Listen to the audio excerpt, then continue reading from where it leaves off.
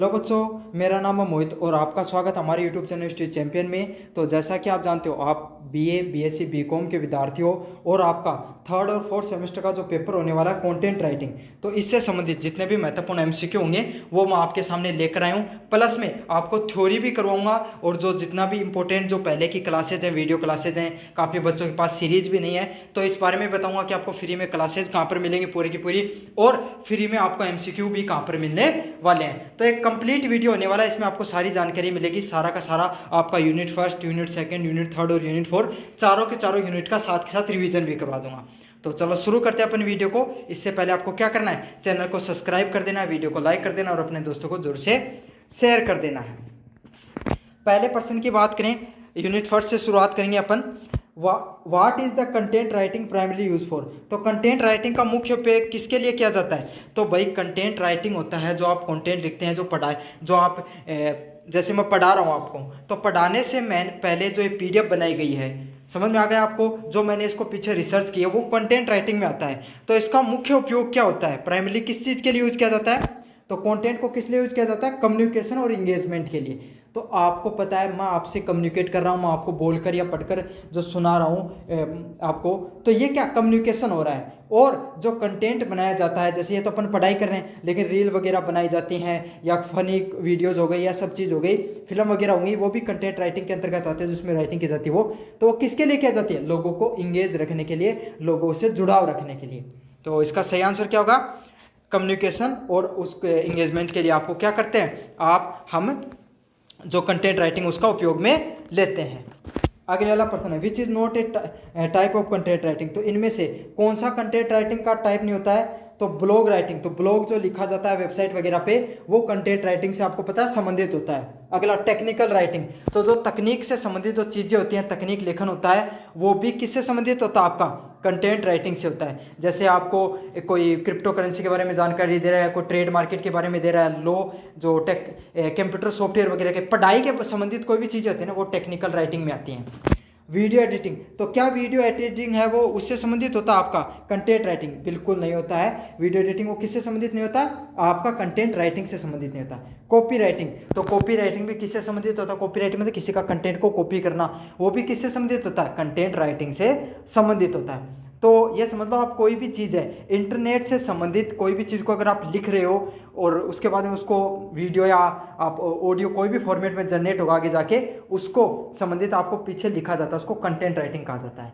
जैसे कि कोई मूवी बनती है, तो मूवी बनने से पहले भाई पूरी कहानी को कोई एक जो राइटर होता है वो पूरी कहानी लिख कर देता ना, तो वो भी कंटेंट राइटिंग के अंतर्गत ही आती है। और जितना अच्छा कंटेंट होगा, आपको पता भाई, जितनी बढ़िया किसी राइटर ने बढ़िया स्टोरी लिखेगा, उतनी बढ़िया वो मूवी चलेगी, उतना ही अच्छा हो क्या जो ऑडियो या वीडियो वो चलता है। अगले वाला प्रश्न है, content writing is most relevant in which domain today. तो आज के समय कंटेंट राइटिंग का सबसे अधिक किस क्षेत्र में प्रासंगिक है? तो आपको पता आज के समय कंटेंट राइटिंग कहाँ चलता है? डिजिटल वर्ल्ड में। रील बनाते हैं लोग, यूट्यूब पर वीडियो बना रहे हैं, फेसबुक पे वीडियो बना रहे हैं, तो इनसे संबंधित आज के समय कंटेंट राइटिंग सबसे अधिक कहाँ पर चलता है? डिजिटल मार्केटिंग में। डिजिटल जो आपका मार्केट है उसके अंदर ये चलता है। तो इसका सही आंसर क्या होगा? ऑप्शन नंबर बी है वो सही आंसर होगा। डिजिटल मार्केटिंग में कंटेंट राइटिंग आज के समय सबसे ज़्यादा चलता है। अगले वाला प्रश्न है, कंटेंट शुड ऑलवेज बी। तो कंटेंट को हमेशा कैसा होना चाहिए? तो इसका सही आंसर क्या होगा? ऑप्शन नंबर सी होगा, क्लियर एंड इंगेजिंग। मतलब जितना स्पष्ट होगा, मतलब कोई भी, जैसे मैं आपको पढ़ा रहा हूँ, अब मैं पढ़ाते समय अगर आपके सामने एकदम डिफिकल्ट हार्ड शब्दों का उपयोग करने लग गया, एकदम डिफिकल्ट चीज़ें बताने लग गया, एकदम टेक्निकल बातें करने लग गया, तो आपको समझ में नहीं आएगा। तो मैं अगर आपको एकदम स्पष्ट आपकी भाषा में समझा रहा हूँ और आकर्षक तरीके से, मतलब वीडियो में ग्राफिक वगैरह जोड़ दिए, एनिमेशन जोड़ दिया, तो इससे क्या होता है? वो अट्रैक्टिव हो जाता है। तो कोई भी कंटेंट है उसको वो कैसा होना चाहिए? स्पष्ट होना चाहिए, सामने वाले को अच्छे से समझ में आना चाहिए, और अट्रैक्टिव भी होना चाहिए, एंगेजिंग भी होना चाहिए, दूसरे वालों को आकर्षित भी करना चाहिए। तो यही तो उसका मुख्य कार्य होता है। अगले वाला प्रश्न है, a good content writer must understand the. तो एक अच्छा कंटेंट राइटर को क्या समझना चाहिए? तो एक अच्छा कंटेंट राइटर है उसको किस चीज़ की समझ होनी चाहिए कि उसकी ऑडियंस है, जो उसका कंटेंट देखेगी, उसका किस प्रकार का क्या है समझना, उसको मतलब किस प्रकार की चीज़ें चाहिए। जैसे आप मेरे विद्यार्थी हो, आप मेरे से पढ़ाई कर रहे हो, तो आपको क्या कंटेंट राइटिंग से संबंधित पढ़ाई करनी होगी, तभी तो आप मेरा वीडियो देख रहे हो। तो यही है, जो पाठक है, जो आपका जो आपसे जो आपको वीडियो देखते हैं उनको क्या चाहिए, उनकी क्या डिमांड है, वैसे ही आपको क्या बनाना होता है, कंटेंट बनाना होता है। अब मैं क्या करूँगा, आपको कंटेंट राइटिंग से संबंधित, अब आपका आगे का पेपर होगा, कोई कॉलेज का पेपर होगा, एमडीसी का पेपर होगा, किसी का ज्योग्राफी का पेपर है, किसी का जूलॉजी का पेपर है, तो मैं वैसे वीडियो बनाऊंगा तो क्या होगा, आप ज़्यादा इंगेज होगे मेरे से। तो यही होता है, पाठकों को समझना और उद्देश्य को आपको अपना पर्पज है वो क्लियर रखना होता है कि आपको किस प्रकार का कंटेंट बनाना है। अगले वाला प्रश्न है, content writing is a part of, content writing किसका हिस्सा होता है, डिजिटल कम्युनिकेशन। तो डिजिटल जो संचार होता है उसका भाग होता है आपका कंटेंट राइटिंग। तो डिजिटली हम देखो कंटेंट राइटिंग है वो आपको पता है, स्पष्ट बात है, किससे संबंधित होगा, डिजिटली चीज़ों से संबंधित होता है। तो डिजिटली अपन कम्युनिकेट करते हैं, लोगों के साथ बात करते हैं, उसी में आपको कंटेंट राइटिंग की जरूरत होती है। अगले वाला प्रश्न, relevance of the content writing in business rely on. तो कंटेंट राइटिंग होता है व्यापार में, कंटेंट राइटिंग की क्या प्रासंगिकता होती है, भाई कोई इंसान बिजनेस कर रहा है तो उसमें कंटेंट राइटिंग की किस तरीके से जरूरत होगी, क्यों किसकी होगी, भाई कोई भी बिजनेस करते हो तो करते क्यों, आपका बिजनेस अच्छा चले, अच्छा पैसा कमाओ, तो उसमें आपको कब कमाओगे, जब आपके पास ज़्यादा से ज़्यादा ग्राहक आएंगे, और ज़्यादा से ज़्यादा ग्राहक कैसे आएंगे, आपके पास जो अच्छा कंटेंट उनको प्रोवाइड करोगे। अब देखो आजकल आप इंस्टाग्राम वगैरह पे देखते हो, किसी की कपड़े की शॉप है, किसी की लाइब्रेरी है, किसी की ये समझ लो कोई भी दुकान हो, आज के दिन सभी इंस्टाग्राम पे पेज बनाते हैं और उससे संबंधित रील अपलोड करते रहते हैं। तो जितना इंगेजिंग वो रील बनाएंगे उतने ज़्यादा ग्राहक उससे आकर्षित होते हैं, उतने ज़्यादा ग्राहक उसके पास आते हैं। फूड ब्लॉगिंग देख लो आपको आज के समय, तो यही होता है, जितना आप अच्छा कंटेंट बनाओगे उतना अच्छा आपके साथ ज़्यादा से ज़्यादा ग्राहक जुड़ेंगे, जितने ज़्यादा ग्राहक जुड़ेंगे उतना ज़्यादा आपका मुनाफा होगा। अगले वाला है, which of these is the role of content writer. तो कंटेंट राइटर का क्या रोल होता है, तो इसका सही आंसर क्या होगा, राइटिंग इन्फॉर्मेटिव कंटेंट। तो जो कंटेंट राइटर होता है भाई उसका यही कार्य होता है कि वो अच्छा कंटेंट बनाए। समझ में आ गया आपको, और अच्छा कंटेंट क्या होगा, जो लोगों को सूचना प्रदान करे, लोगों को चीज़ों को अच्छे से समझा सके, तो यही होगा राइटिंग द इन्फॉर्मेटिव कंटेंट से संबंधित होता है। 9 नंबर प्रश्न की बात करें, कंटेंट राइटर हेल्प इंप्रूव्स ए कंपनी। तो कंटेंट राइटर कंपनी के किस क्षेत्र को सुधारने में मदद करता है, तो इसका सही आंसर क्या, ऑप्शन नंबर बी होगा, ऑनलाइन प्रेजेंस को, ऑनलाइन उपस्थिति को सुधारने में मदद करता है। तो इसका सही क्या आंसर क्या, ऑप्शन नंबर बी होगा, कंटेंट राइटर कंपनी के किस क्षेत्र को सुधारने में मदद करता है, कि भाई कोई भी कंपनी है अगर उसको ऑनलाइन अपना वर्ल्ड में अपनी आगे बढ़ना है, ऑनलाइन भी अपने प्रोडक्ट को चलाना है, तो उसको क्या होगा, अच्छा कंटेंट बनाना होगा। और अच्छा कंटेंट कौन बनाएगा, अच्छा कंटेंट जो उसके पीछे लिखता है ना, जो अच्छा कंटेंट बना रहा है, जो अच्छा कंटेंट लिखेगा, राइटर होगा, वो जितना अच्छा कंटेंट लिखेगा उतने ही अच्छे आपकी रील चलेंगी, उतनी अच्छा आपका कंटेंट वीडियो फॉर्मेट में चलेगा या फिर ऑडियो फॉर्मेट में चलेगा। तो कोई भी मूवी, आप मूवी से समझ लो, कोई मूवी की कंपनी है, समझ में आ गया, जैसे धर्मा प्रोडक्शन मान लो जो मूवी बनाता है, अब उसमें अगर अच्छी मूवी चलेगी तभी तो धर्मा प्रोडक्शन बढ़िया चलेगा। तो उसमें राइटर है, वो जितनी अच्छी मूवी की राइटिंग करेगा उतना ज़्यादा अच्छी मूवी चलेगी, जितनी अच्छा मूवी चलेगी उतनी कंपनी बढ़िया चलेगी। तो यही होता है ऑनलाइन प्रेजेंस के लिए, ऑनलाइन उपस्थिति, ऑनलाइन अपनी दुनिया में व्यापार को बढ़ाने के लिए आपको कंटेंट राइटर को अपना कंटेंट है उसको इम्प्रूव करना होता है। अगले वाले क्वेश्चन की बात करूं, what is one of the major responsibility of content writer. एक कंटेंट राइटर की मुख्य जिम्मेदारी क्या होती है, तो क्या होती है, क्रिएटिंग द मार्केटिंग कंटेंट। तो एक मुख्य भाई अगर कोई कंपनी वालों ने हायर कर रखा है कंटेंट राइटर को, तो उसका काम क्या है भाई, अच्छी मार्केटिंग करना, जितनी ज़्यादा मार्केटिंग अच्छी होगी उतना ही ज़्यादा उसका व्यापार अच्छा चलेगा कंपनी का। Content writer must ensure content is, content writer को यह सुनिश्चित करना चाहिए कि कंटेंट कैसा हो। तो देखो कंटेंट राइटर को कैसा कंटेंट बनाना होगा, एक तो क्रिएटिव हो, कुछ अलग प्रकार का हो, दूसरों को आप कॉपी करने लगे तो लोग बोर हो जाएंगे कि भाई वैसा वैसा ही कंटेंट देख रहे हैं हम तो। लेकिन अगर आपने कुछ अलग क्रिएटिव तरीके का बनाया, अनोखा बनाया, तो इससे क्या हो, लोगों को लगेगा भाई ये तो कुछ अलग बना रहे हैं। और एसईओ फ्रेंडली, और ऐसा कंटेंट बनाओ जो ट्रेंडिंग में हो, जो इस समय अच्छे से चल रहा हो और सर्च में आए बार बार। समझ में आ गया ना, तो यही है जो आज के समय जो अगर सॉन्ग चल रहा हो उससे संबंधित हो गया, कोई कीवर्ड अच्छे से चल रहा हो, कोई चर्चा में कोई मुद्दा हो, उस प्रकार का कंटेंट अगर आप बनाओगे तो ज़्यादा चलता हो।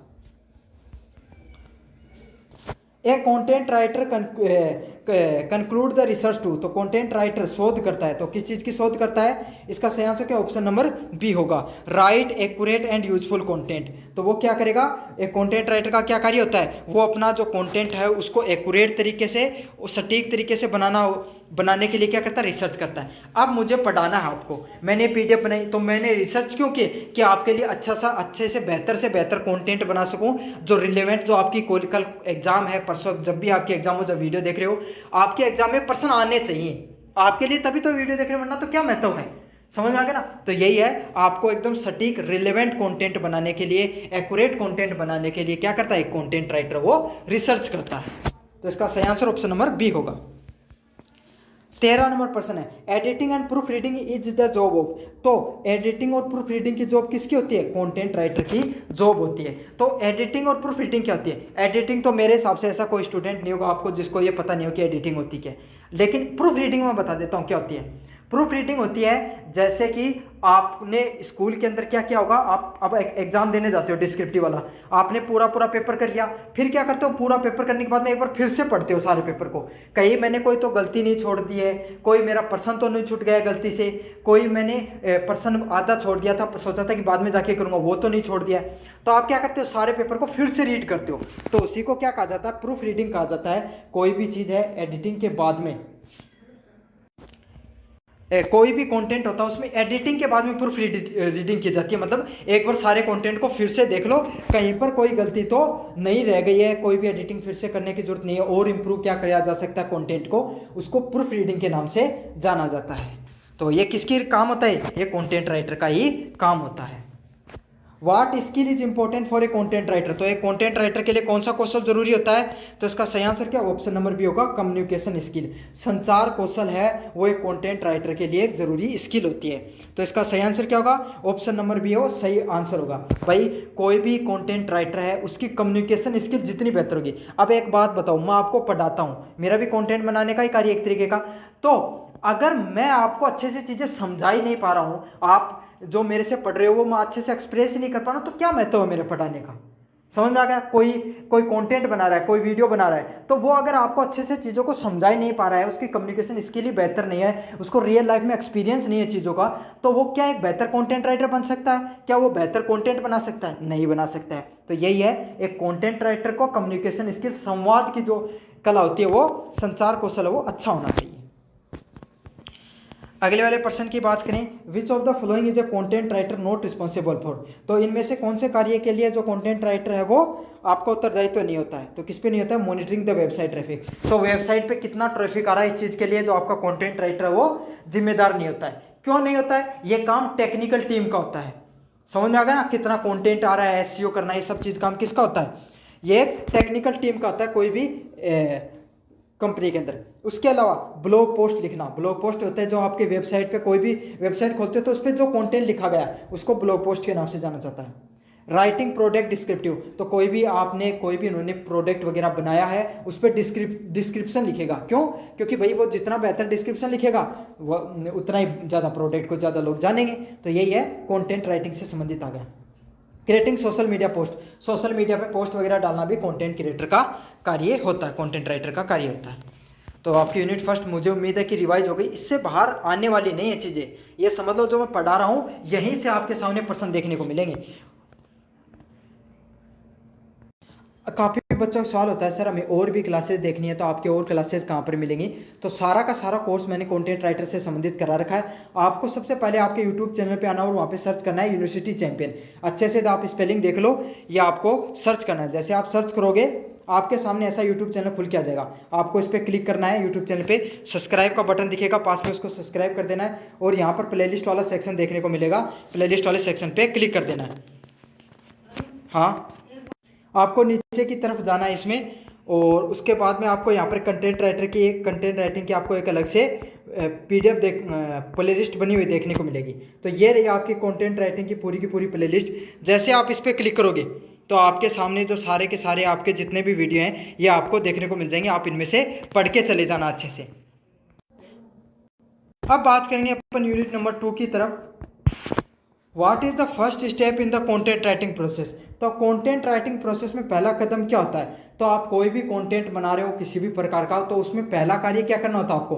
तो मैं कोई भी कंटेंट बनाऊंगा तो उसमें पहला कार्य क्या करूंगा भाई, मैं आपको पढ़ाने से पहले क्या करता हूँ, पूरी रिसर्च करता हूँ भाई ये सिलेबस होने वाला है, इससे संबंधित मुझे ये चीज़ पढ़ानी है और इसका सिलेबस से संबंधित आपकी जो कौन सी एक्सरसाइज है वो इंपॉर्टेंट है, कहाँ से पिछले सालों में ज़्यादा प्रश्न पूछे गए हैं। तो यही होता है, रिसर्च करता है इंसान और उससे संबंधित प्लानिंग करता है। तो यही होता है कंटेंट राइटिंग के प्रोसेस में इंसान रिसर्च और प्लानिंग का कार्य करता है।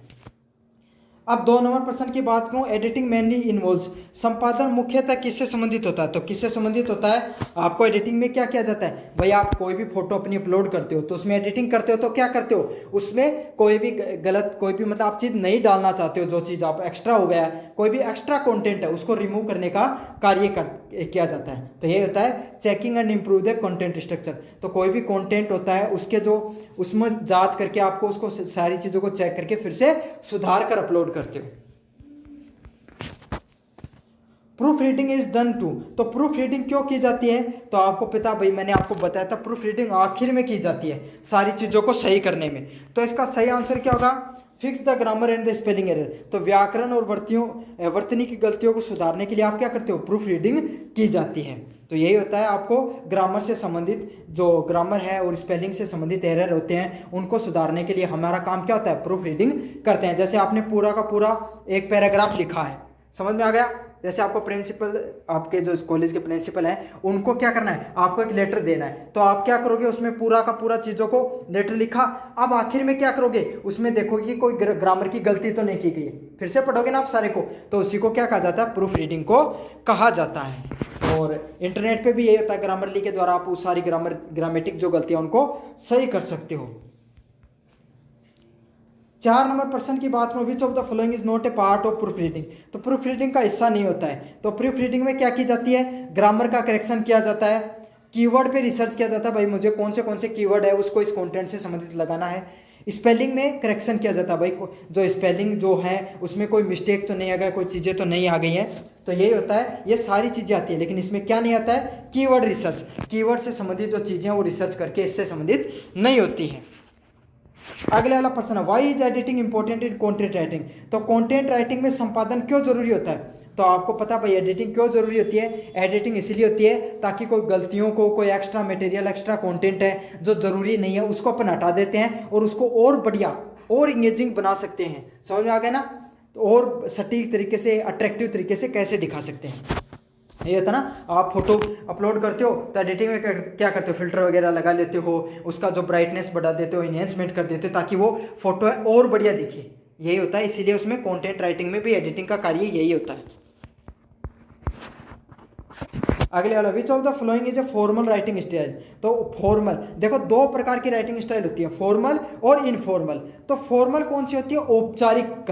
औपचारिक क्या होती है, औपचारिक होती है कि जैसे जो आप अपने से बड़ों को कोई लिख रहे हो, अपने स्कूल के प्रिंसिपल को लिख रहे हो, आप कोई जो आपका कोई अधिकारी होता है उसको अगर आप कोई भी लेटर लिखते हो, ईमेल लिखते हो, कोई कंपनी का HR है उसको लिख रहे हो, तो वो फॉर्मल होता है, औपचारिक, जिसमें आप कोई समस्या का, कोई उत्पाद के बारे में बता रहे हो, तो वो होता है फॉर्मल। और इनफॉर्मल में कौन सी जानकारी होती है, अनौपचारिक में कौन सी जानकारी होती है, अनौपचारिक में होती है जो अपने दोस्तों के साथ आप बातचीत कर रहे हो, अपने रिश्तेदारों के साथ, अपने घर वालों के साथ, वो इनफॉर्मल जानकारी में आता है। तो अब इसमें पूछा है कि फॉर्मल राइटिंग किससे संबंधित होती है, तो कैसी होगी, एकेडमिक होगी यहाँ पर।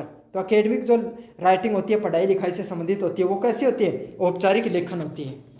तो स्लैंग हो गया, स्लैंग जो आप बोलते हैं, आम बोलचाल की भाषा को स्लैंग बोला जाता है।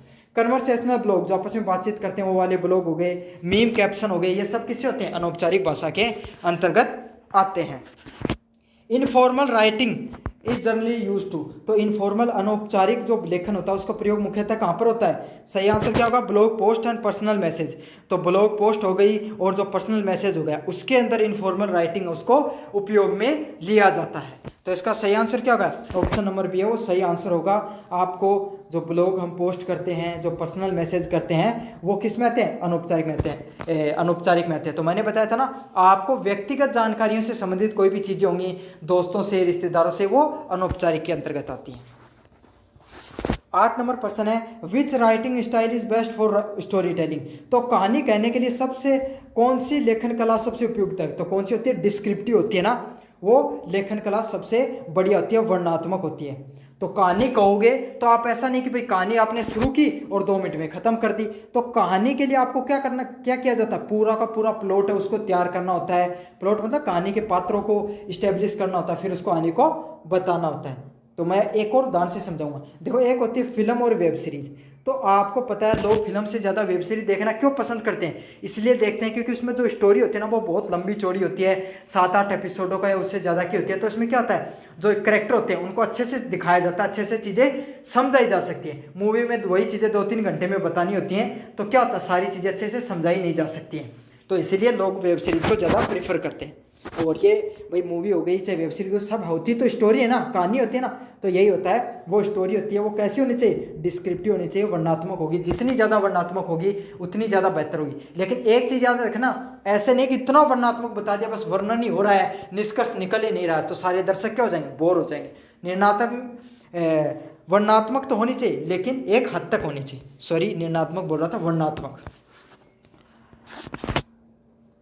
परसेसिव राइटिंग इज यूज इन, प्रेरणादायक लेखन का उपयोग किसके लिए किया जाता है? तो किसके लिए किया जाता है, पाठकों को समझने के लिए।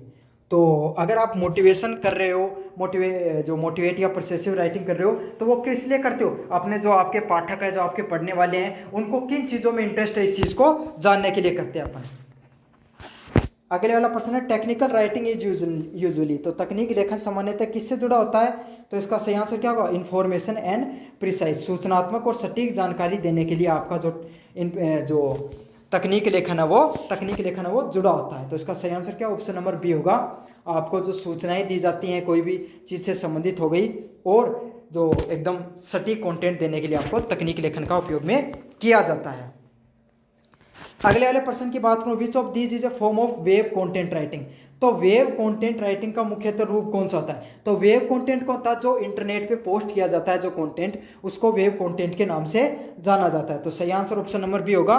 वेबसाइट, ब्लॉग पोस्ट होते हैं वो आपको किससे संबंधित होते हैं, वेब कंटेंट से होते हैं। तो वेबसाइट वगैरह से संबंधित जो लगभग कंटेंट होता है उसको वेब कंटेंट बोला जाता है। इंटरनेट पे जो कंटेंट अपलोड होता है, रील हो गई, यूट्यूब पे वीडियो हो गई, इंस्टाग्राम पे पोस्ट हो गई, फेसबुक पे हो गई, जितना भी कंटेंट इंटरनेट पे होता है उसी को किसके नाम से जाना जाता है, वेब कंटेंट के नाम से जाना जाता है। समझ में आ गया ना, वेब मतलब इंटरनेट ही होता है।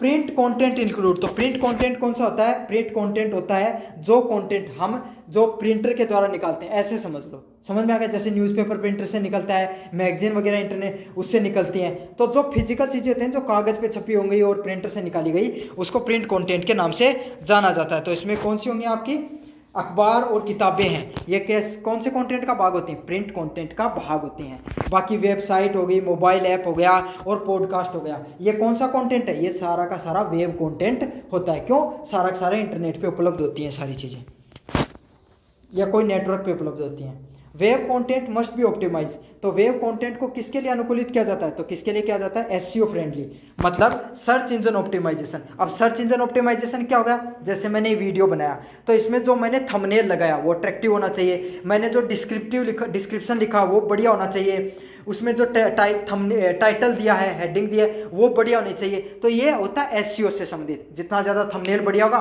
उतने ज़्यादा लोग क्लिक करेंगे, जितना ज़्यादा टाइटल होगा, संबंधित टाइटल। अब कंटेंट राइटिंग का पेपर है और मैं उस पर साइबर लॉ एंड एथिक्स लिख दिया, समझ में आ गया ना, बीएससी वैल्यू एडेड कोर्स का एक कोर्स होता है साइबर लॉ एंड एथिक्स।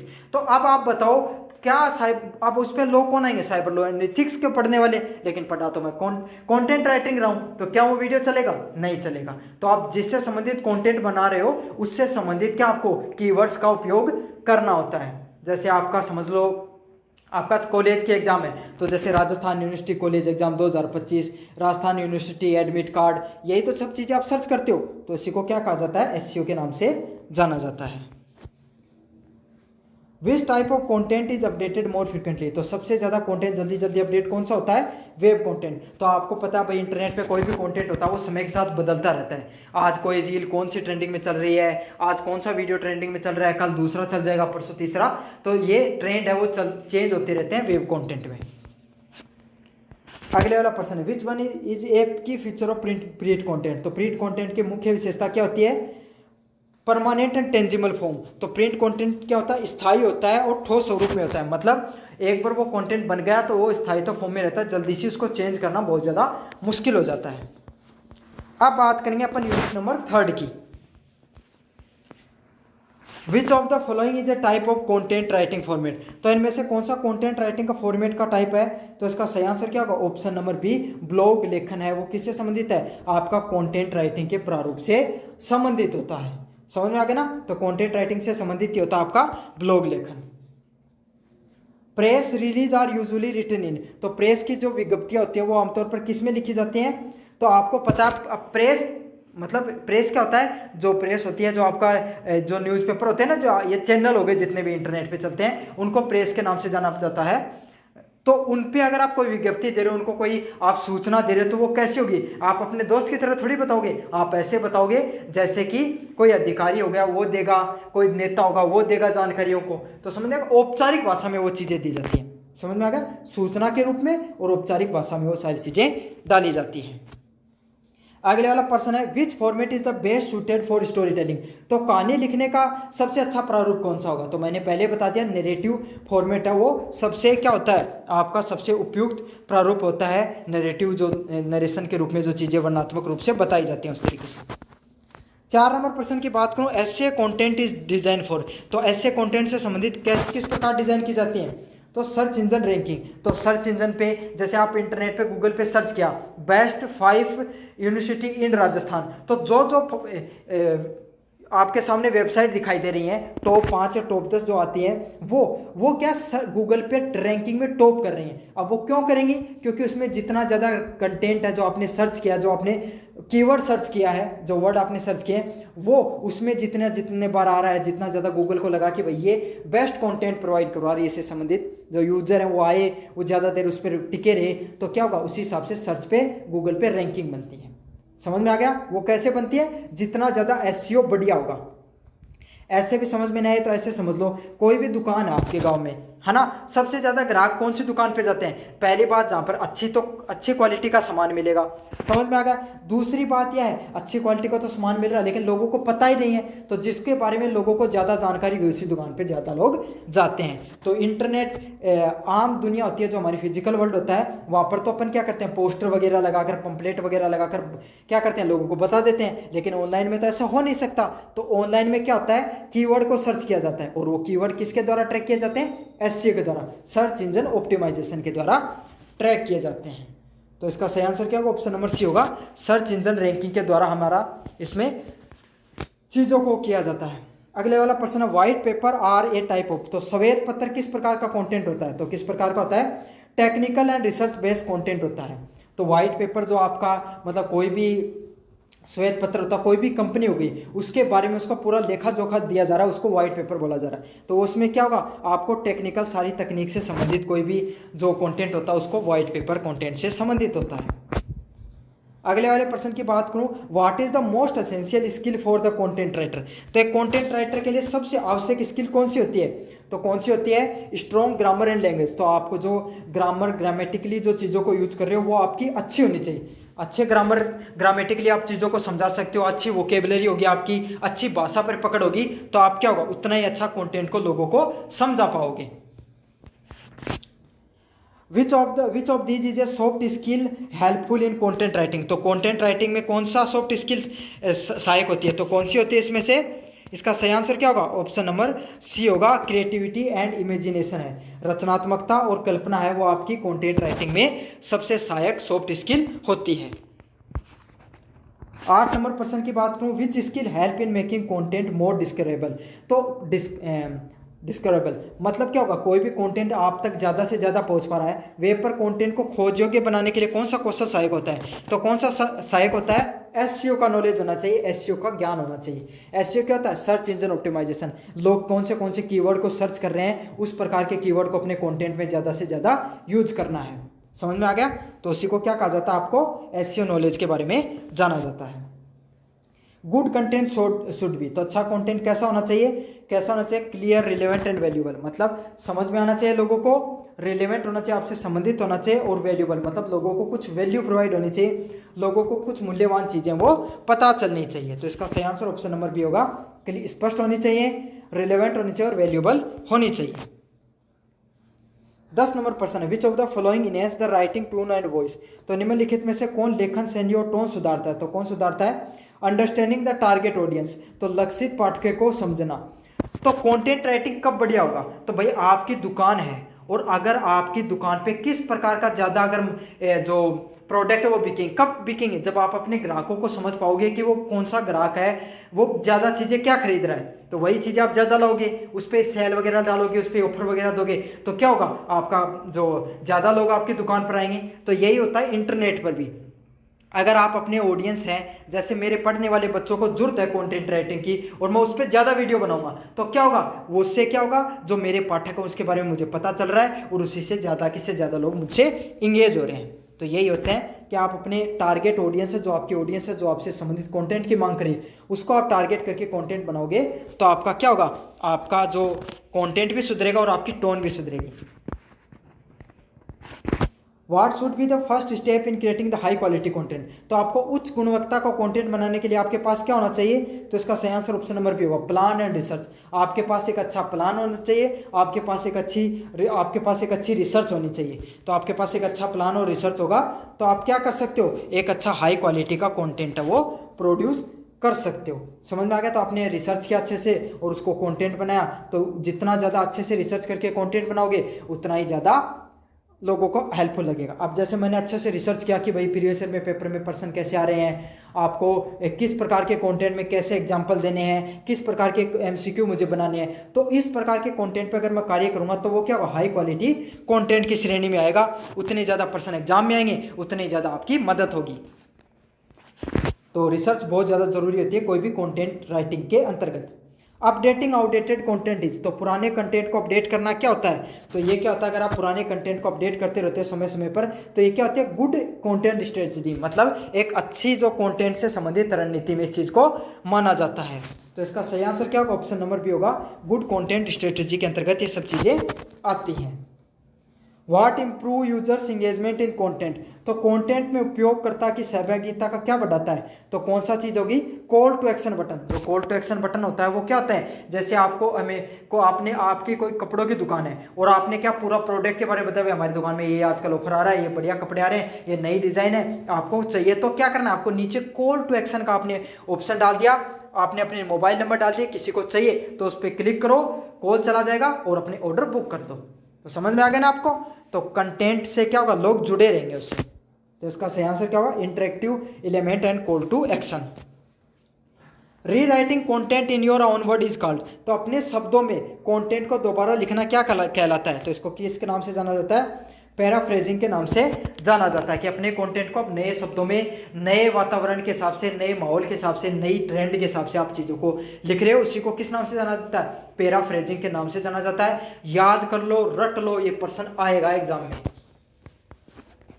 अगले वाला प्रश्न है, what should one analysis the content performance, तो कंटेंट की प्रदर्शन का विश्लेषण क्यों करना चाहिए? To see that work and improve, तो ये जानने के लिए कि ये काम कैसा करता है, इसके लिए हमें कंटेंट को क्या करना चाहिए? विश्लेषण करना चाहिए। तो इसका सही आंसर क्या होगा? ऑप्शन नंबर बी होगा, ये जानने के लिए कंटेंट किस तरीके से कार्य करता है, इसके लिए हमें कंटेंट का विश्लेषण करना जरूरी हो जाता है। अब काफ़ी बच्चों का सवाल आता है कि सर हमें चाहिए कंटेंट राइटिंग की जो पीडीएफ एमसीक्यू वाली जो आप पढ़ा रहे हो वैसी, और उससे संबंधित होना चाहिए रिलेवेंट कंटेंट सारा का सारा। तो आपको क्या करना है? एमसीक्यू अगर आपको नहीं मिल रहे, बाजार में सीरीज नहीं मिल रही है, तो आपको क्या करना है? नीचे जो मैंने डिस्क्रिप्शन होता है ना, वहाँ पर नीचे की तरफ क्लिक करोगे यहाँ पर, तो आपके सामने टेलीग्राम का लिंक दिया, उस पर क्लिक करना आपको। जैसे क्लिक करोगे हमारे टेलीग्राम चैनल पे पहुँच जाओगे और वहाँ पर आते हैं आपको क्या करना है? सबसे ऊपर की तरफ यहाँ पे यूनिवर्सिटी चैंपियन जो लिखा हुआ है, यहाँ पे आप क्लिक कर देना। जैसे क्लिक करोगे आपको सामने नीचे की तरफ आना फाइल वाले सेक्शन पे। जैसे फाइल वाले सेक्शन पे क्लिक करोगे, यहाँ पे आपको सर्च करना है कंटेंट। जैसे कंटेंट सर्च करोगे तो आपके सामने एक पीडीएफ बनी हुई है कंटेंट राइटिंग एमसीक्यूज के नाम से, तो इस पर आपको क्लिक करना है। जैसे पीडीएफ खोलोगे तो यहाँ पर देख लो, इंग्लिश और हिंदी मीडियम वालों के लिए मैंने पूरा कंटेंट यूनिट वाइज बना रखा है। यूनिट फर्स्ट आपके सामने ये रही, और कम से कम इसमें कितना कंटेंट है? लगभग 250 से ज़्यादा एमसीक्यू मैंने करा रखे हैं। इससे बाहर आपके सामने कुछ नहीं देखने को मिलेगा। समझ में आ गया? तो आप अच्छे से पढ़ लेना। जैसे ये यूनिट फर्स्ट थी, आप यूनिट सेकंड आपको यहाँ पर कहीं पर देखने को मिलेगी। थोड़ा सा और नीचे की तरफ चले, ये रही यूनिट सेकंड। तो यूनिट वाइज एकदम सिलेबस के अनुसार मैंने सारा कंटेंट बना रखा है, इंग्लिश मीडियम के लिए, हिंदी मीडियम के लिए, और यहाँ पर आपको सारी चीज़ें मिल जाएंगी। बस आप ये वीडियो पूरा देखो और उसके बाद में ये पीडीएफ जाके पढ़ लेना, यहीं से कंटेंट आ जाएगा। इसके अलावा अगर आपका कोई पेपर हो, 4th सेमेस्टर के विद्यार्थियों पॉलिटिकल का पेपर है, तो यहाँ पर सर्च कर सकते हो 4th semester political science guest paper. तो यहाँ पर क्लिक किया आपने तो यहाँ पर आपके सामने जो पूरी पीडीएफ है, नोट्स है, वो डाल रखे हैं। तो आपका जो भी पेपर हो उससे संबंधित उसको स्मॉल लेटर में जाके सर्च कर लो और पूरी की पूरी कंटेंट पढ़ लो। फ्री में उपलब्ध हमारे टेलीग्राम चैनल पे। अब अपन बढ़ते हैं यूनिट नंबर 4 की तरफ। आपको सारा का सारा पहले वीडियो पूरा देखना है, क्योंकि उसमें तो एमसीक्यू बता रखे हैं, लेकिन एमसीक्यू बेस्ड कंटेंट है वो, आप पेपर में बदल के आ सकती है भाषा। तो थ्योरी समझना बहुत ज़्यादा जरूरी होता है, चीज़ें याद नहीं रहेंगी वरना आपको। तो अच्छे से वीडियो देखो, जितने मैंने वीडियो बताए थे आपको कंटेंट राइटिंग की प्लेलिस्ट के, उसका डिस्क्रिप्शन में लिंक दे रखा है, वो भी सारे वीडियो देख लेना और फिर एमसीक्यू पढ़ लेना लास्ट में। What is plagiarism? तो प्लेगरिज्म क्या होता है कंटेंट राइटिंग में? तो क्या होता है, कॉपिंग someone else work without credit. तो किसी भी इंसान को श्रेय दिए बिना कोई भी आपने कंटेंट बना लिया, जैसे आपने मेरे वीडियो को लोगों को एक्सेप्ट से कॉपी करके डाल दिया, तो प्लेगरिज्म की श्रेणी में आएगा। भाई मैंने मेहनत की, रिसर्च किया, कंटेंट बनाया और आपने उसको ऐसा कैसा कॉपी करके डाल दिया। तो ये होता है किसी और के काम को कॉपी करके डाल देना, प्लेगरिज्म की श्रेणी में आता है। प्लेगरिज्म इज कंसिडर्ड, साहित्यिक चोरी क्या को माना जाता है? तो साहित्यिक चोरी किससे संबंधित होती है? नैतिक और कानूनी अपराध होता है। तो ये क्या होता है, इथिकल होती है और एक तरीके का लीगल कानूनी अपराध की श्रेणी में भी आती है। आपको सजा भी हो सकती है इस चीज के लिए, तो किसी का कंटेंट को कॉपी करते हो तो आप। अगले वाला प्रश्न है which of these is not plagiarism? तो कौन सा साहित्यिक चोरी की श्रेणी में नहीं आता है? तो इसका सही आंसर ऑप्शन नंबर बी होगा, पैराफ्रेजिंग विदाउट सिटेशन। मतलब कोई भी इंसान का आपने क्या क्या कंटेंट को कॉपी करके तो डाला, लेकिन साथ के साथ आपने क्या कर दिया, उसको बता दिया ये किसी का है। समझ में आ गया? तो यही साहित्य चोरी की श्रेणी में नहीं आता है। बाकी आप कोई किसी की वेबसाइट को कॉपी पेस्ट करके बना रहे हो तो ये साहित्यिक चोरी में आएगा। किसी और के कार्य को आप जमा करा रहे हो अपने कंटेंट में तो वो भी आएगा। बिना अनुमति के कंटेंट को आप उपयोग कर रहे हो तो वो भी उसमें साहित्यिक चोरी में आएगा। अगले वाला प्रश्न है plagiarism can damage A writers. तो साहित्यिक चोरी लेखक के किस चीज़ को नुकसान पहुंचा सकती है? सही आंसर होगा रेपुटेशन और क्रेडिबिलिटी को। तो उस इंसान की जो प्रतिष्ठा होती है और उसकी जो क्रेडिबिलिटी हो गई, रेपुटेशन हो गई, प्रतिष्ठा और जो विश्वसनीयता होती है, उसको नुकसान पहुंचा सकती है वो चीज़। समझ में आ गई? तो भाई जैसे मैंने ये वीडियो बनाया और आपने डाल दिया तो आप लोगों को पता ही नहीं चला कि ये video university champion YouTube channel के द्वारा बनाया गया है क्या, लेकिन आप डालते ही मेरे पास इन्फॉर्मेशन आ जाएगी कि भाई इस यूट्यूब ने सेम टू सेम आपके कंटेंट को अपलोड किया है। डायरेक्ट प्लेगरिज्म मीन्स, तो प्रत्येक साहित्यिक चोरी किससे संबंधित होती है? तो इसका सही आंसर क्या होगा? ऑप्शन नंबर बी से, copying text word to word. आप शब्दों को ऐसे के ऐसे शब्दों को कॉपी करना किससे संबंधित होगा? आपका प्रत्येक चोरी से संबंधित होता है। तो इसका सही आंसर ऑप्शन नंबर बी होने वाला है। 6 नंबर प्रश्न की बात करूं, which type of plagiarism involve the mix कॉपिंग and original content. तो कौन सा कंटेंट है वो साहित्यिक चोरी में मूल और कॉपी किए गए कंटेंट में मिलाया जाता है? तो आपने क्या किया, किसी इंसान के कंटेंट को कॉपी भी कर लिया और अपना भी कुछ कंटेंट उसमें मिलाकर लिख दिया, तो उसको क्या किस नाम से जाना जाता है? पेच वर्क प्लेगरिज्म के नाम से जाना जाता है। मतलब पेच वर्क को नहीं, जैसे आप सड़क फूट जाती है आपके गांव में तो उस पर पेच लगा दिया जाता है, उस पर जो डामर वगैरह वो डालकर उस पर थोड़ा वो चिपका दिया जाता है, उसी को पेच बोला जाता है। तो यही हुआ, आपने भी यही किया, दूसरे का कंटेंट कॉपी किया लेकिन थोड़ा बहुत अपना जोड़ दिया, तो इसको पेच वर्क प्लेगरिज्म के नाम से जाना जाता है। रट लो, ये ऐसे कैसी टेक्निकल टर्म देखने को मिलेंगे आपके सामने। अगले वाला प्रश्न है सेल्फ प्लेगरिज्म आत्म साहित्यिक चोरी के क्या क्या अर्थ होता है? तो क्या अर्थ होता है इसमें से? आपका reusing your own old work without disclosure, अपने पुराने कार्य को बिना बताए दोबारा उपयोग करना। तो आपका जो पुराना कार्य है उसको आप बिना बताए क्या कर रहे हो, वापस यूज कर रहे हो। जैसे अब मेरा पुराना वीडियो उसको मैंने री अपलोड कर दिया, तो वो किस में आएगा? सेल्फ प्लेगरिज्म में आएगा, आपने अपने कंटेंट को रीयूज किया है। अगले वाला प्रश्न है which of these is a rule to avoid plagiarism. तो साहित्यिक चोरी बचने के लिए आपको क्या करना चाहिए? कॉपिंग freely from the internet, internet से स्वतंत्र रूप से कॉपी करना। मतलब आपको प्लेगरिज्म से बचना है तो आप इंटरनेट से क्या करोगे? इंटरनेट से फ्री कंटेंट जो उपलब्ध होता है उसको यूज कर सकते हो या अपना ओरिजिनल कंटेंट भी बना सकते हो। तो यही होता है, फ्री कंटेंट को यूज करना आपको इंटरनेट से प्लेगरिज्म से बचा सकता है। One of the best way to avoid plagiarism is, साहित्यिक चोरी से बचने का सबसे अच्छा तरीका क्या होता है? तो इसका सही आंसर क्या होगा? ऑप्शन नंबर बी होगा, paraphrase and the sites sources. तो पैराफ्रेज करना और स्रोतों का उल्लेख करना आपको साहित्यिक चोरी से बचा सकता है। तो इसका सही आंसर ऑप्शन नंबर बी होने वाला है। समझ में आ गया आपको। सेम टू सेम जो कंटेंट होगा उससे बचाने के लिए आपको जो पैराफ्रेज है उसको बोला जाता है।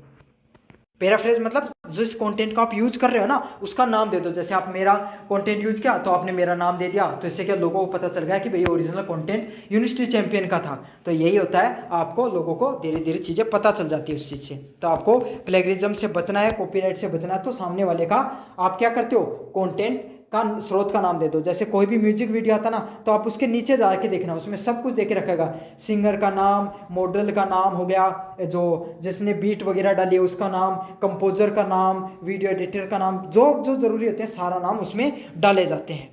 अगला वाला, what help in the detecting the plagiarism, तो साहित्यिक चोरी का पता लगाने किस चीज में मदद करता है। सही आंसर ऑप्शन नंबर बी होगा, प्लेगरिज्म डिटेक्शन टूल। साहित्यिक चोरी को पहचानने वाले जितने भी टूल होते हैं वो आपको किस चीज में मदद कर सकते हैं, साहित्यिक भाई ये कंटेंट पहले से अपलोड किया हुआ है नहीं किया हुआ है, इस चीज से आप पता कर सकते हो।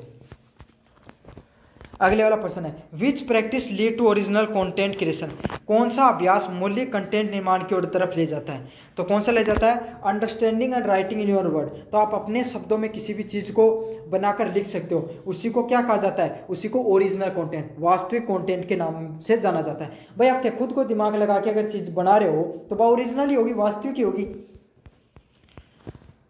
अगले वाला प्रश्न है, री writing content using the AI tools without citation. तो AI टूल्स का कंटेंट फिर से लिखना और स्रोत न देना क्या कहलाता है, उसे भी प्लेगरिज्म के नाम से ही जाना जाएगा, स्टीले प्लेगरिज्म के नाम से जाना जाएगा। Copy writing issue in the copy, इस टॉपिक पे प्रश्न, कॉपीराइट प्रोटेक्ट्स। तो कॉपीराइट किसकी रक्षा करता है, ओरिजिनल क्रिएटिव एक्सप्रेशन। तो जो मौलिक रचनाएं हैं, जो ओरिजिनल कंटेंट होता है उसकी जो संरक्षण करने का कार्य किसका होता है, कंटेंट राइटिंग का होता है।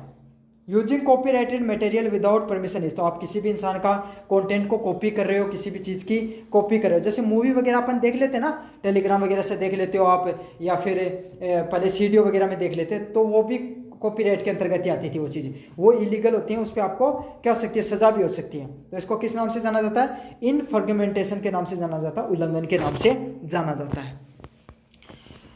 अगले वाला प्रश्न है, what does the fair use allow. तो फेयर यूज किस चीज़ की अनुमति देता है, आपको अनुमति देता है legal and limited use of copyright content. तो कोई भी कॉपीराइट कंटेंट है उसको आप फ्री में यूज कर सकते हो और कानूनी रूप से यूज कर सकते हो। तो ये था आपका कंटेंट राइटिंग से संबंधित कंप्लीट क्लासेज। और भी मैंने क्लासेज करा रखे हैं, जाओ उन सबको देखो, फ्री में MCQ की PDF उपलब्ध है। ऐसा कंटेंट फ्री में कहीं उपलब्ध नहीं होगा, आपको सिर्फ यूनिवर्सिटी चैंपियन यूट्यूब चैनल पे ही उपलब्ध होगा। तो जाओ सारा कंटेंट पढ़ लो। तो अपने दोस्तों को जरूर से शेयर करना, वीडियो को लाइक कर देना, और जैसे वीडियो लाइक करोगे तो नीचे आपके सामने आप सब्सक्राइब का बटन दिखेगा उसको भी दबा देना, और हाइप का ऑप्शन भी आने लगा है आजकल, जो लाइक के नीचे जो हाइप का ऑप्शन आता है ना उसको भी दबा देना। तो इससे क्या होता है, वो कंटेंट और ज़्यादा लोगों को शेयर होता है। धन्यवाद। मेरा नाम है मोहित और आपका स्वागत हमारे यूट्यूब चैनल यूनिवर्सिटी चैंपियन में। तो जैसा कि आप जानते हो, आपका BA BSc BCom का जो पेपर होने वाला है कंटेंट राइटिंग, उससे संबंधित मैंने MCQ की 4 से 5 क्लासेज पहले से करवा रखी हैं। तो अब मैं आपको क्या करवा रहा हूँ, अब आपका पूरा थ्योरी का रिवीजन करवा रहा हूँ। काफ़ी बच्चे थ्योरी की क्लास देखते ही वीडियो को स्किप करके चले जाएंगे, बिल्कुल नहीं जाना है। जहाँ MCQ से बात नहीं बनती है वहाँ थ्योरी से बात बनती है। पिछली बार कंप्यूटर फंडामेंटल का एक पेपर हुआ था, थ्योरी पढ़ाई थी, सबसे ज़्यादा पर्सन थ्योरी से ही आ गए थे। तो आपको ये क्लास पूरी देखनी है, इसमें मैं बता दूंगा कि कौन से टॉपिक से आपके सामने पर्सन देखने को मिलेगा। तो मोस्ट इंपॉर्टेंट ये क्लास होने वाली है। आपको ये क्लास आखिर में जाने से पहले एक बार जरूर से देख के जानिए। तो चलो शुरू करते हैं अपन इस वीडियो को। साथ के साथ आपको क्या करना है, इसकी PDF टेलीग्राम चैनल पे मिल जाएगी, आप वहाँ से जाकर पढ़ सकते हो, मैं अपलोड कर दूंगा। और आपको क्या करना है, लेकिन पहले वीडियो को पूरा देखना है, चैनल को सब्सक्राइब कर देना है, वीडियो को लाइक कर देना और अपने दोस्तों को शेयर कर देना। आप शेयर नहीं करते हो, मुझे पता अभी तक आपने शेयर नहीं किया है। आपके जितने भी ग्रुप हैं, यूनिवर्सिटी के ग्रुप हैं, उसमें जरूर से इस वीडियो को शेयर कर देना देखने से पहले, देखने के साथ ही। और साथ के साथ जैसे वीडियो को लाइक करोगे नीचे हाइप का ऑप्शन आता है, उसको भी दबा देना। इससे क्या होता है, ज़्यादा से ज़्यादा लोगों के पास वो वीडियो पहुंचती है। कमेंट वाला सेक्शन होगा, जैसे लाइक करोगे कमेंट वाले सेक्शन के पास एक हाइप का ऑप्शन होगा, बस उस पर क्लिक कर देना, फ्री होता है, उससे कोई पैसे नहीं लगते आपके। तो चलो पहला टॉपिक है आपका the concept of content writing and it's relevance. तो जो कंटेंट राइटिंग होता है उसका क्या कॉन्सेप्ट है, वो किस किस नियम पर कार्य करता है और उसके क्या महत्व होता है उसको अपन देखेंगे। तो आपको पता है वास्तविकता में कंटेंट राइटिंग क्या होती है। तो कंटेंट राइटिंग और डिजिटल जो मीडिया होती है, प्रिंट मीडिया होती है, ये क्या होती है, ये राइटिंग की, लेखन की एक कला होती है। ये किस में कार्य की जाती हैं, जो अलग अलग समझाऊंगा। सबसे पहले बात करूँ content writing in digital marketing.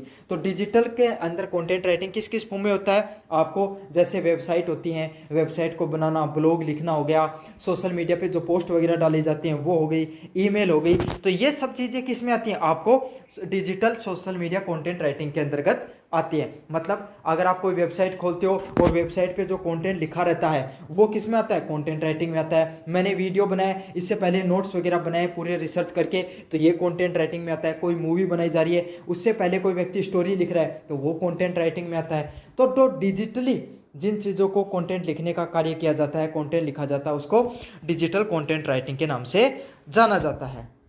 उसके अलावा अब आता है प्रिंट मीडिया। प्रिंट मीडिया कौन सी होती है, जिसमें ऐसे समझ लो जो चीज़ें प्रिंटर के माध्यम से निकल कर आती हैं और वो मीडिया के रूप में काम करे। जैसे न्यूज़पेपर हो गया, कागज़ पे निकलता है और प्रिंट के थ्रू निकाला जाता है, उसके संबंधित कोई कंटेंट बनाया जाता है। समझ में आ गया। कोई मैगजीन हो गई, जैसे फोर्ब्स वगैरह निकलती हैं, टाइम्स ऑफ इंडिया की मैगजीन निकलती हैं, तो ये जो मैगजीन होती हैं इनके लिए जो कंटेंट बनाया जाता है उसको प्रिंट मीडिया कंटेंट के नाम से जाना जाता है। कोई विज्ञापन वगैरह हो गया, तो इन सब चीज़ों से संबंधित कोई कंटेंट बनाया जा रहा है उसको किस नाम से जाना जाता है, आपको प्रिंट मीडिया कंटेंट के नाम से जाना जाता है। समझ में आ गया। इनका कार्य क्या होता है, इनका कार्य होता है आपको जो टारगेटेड ऑडियंस होती है, जैसे जैसे मैं आपको पढ़ रहा हूँ तो मेरी टारगेटेड ऑडियंस कौन है, कॉलेज के विद्यार्थी हैं वो। तो अपनी जो टारगेटेड ऑडियंस होती है उनके लिए बढ़िया से बढ़िया कंटेंट बनाना, उनको मोटिवेट करना और अपने साथ इंगेज करना, जोड़ के रखना।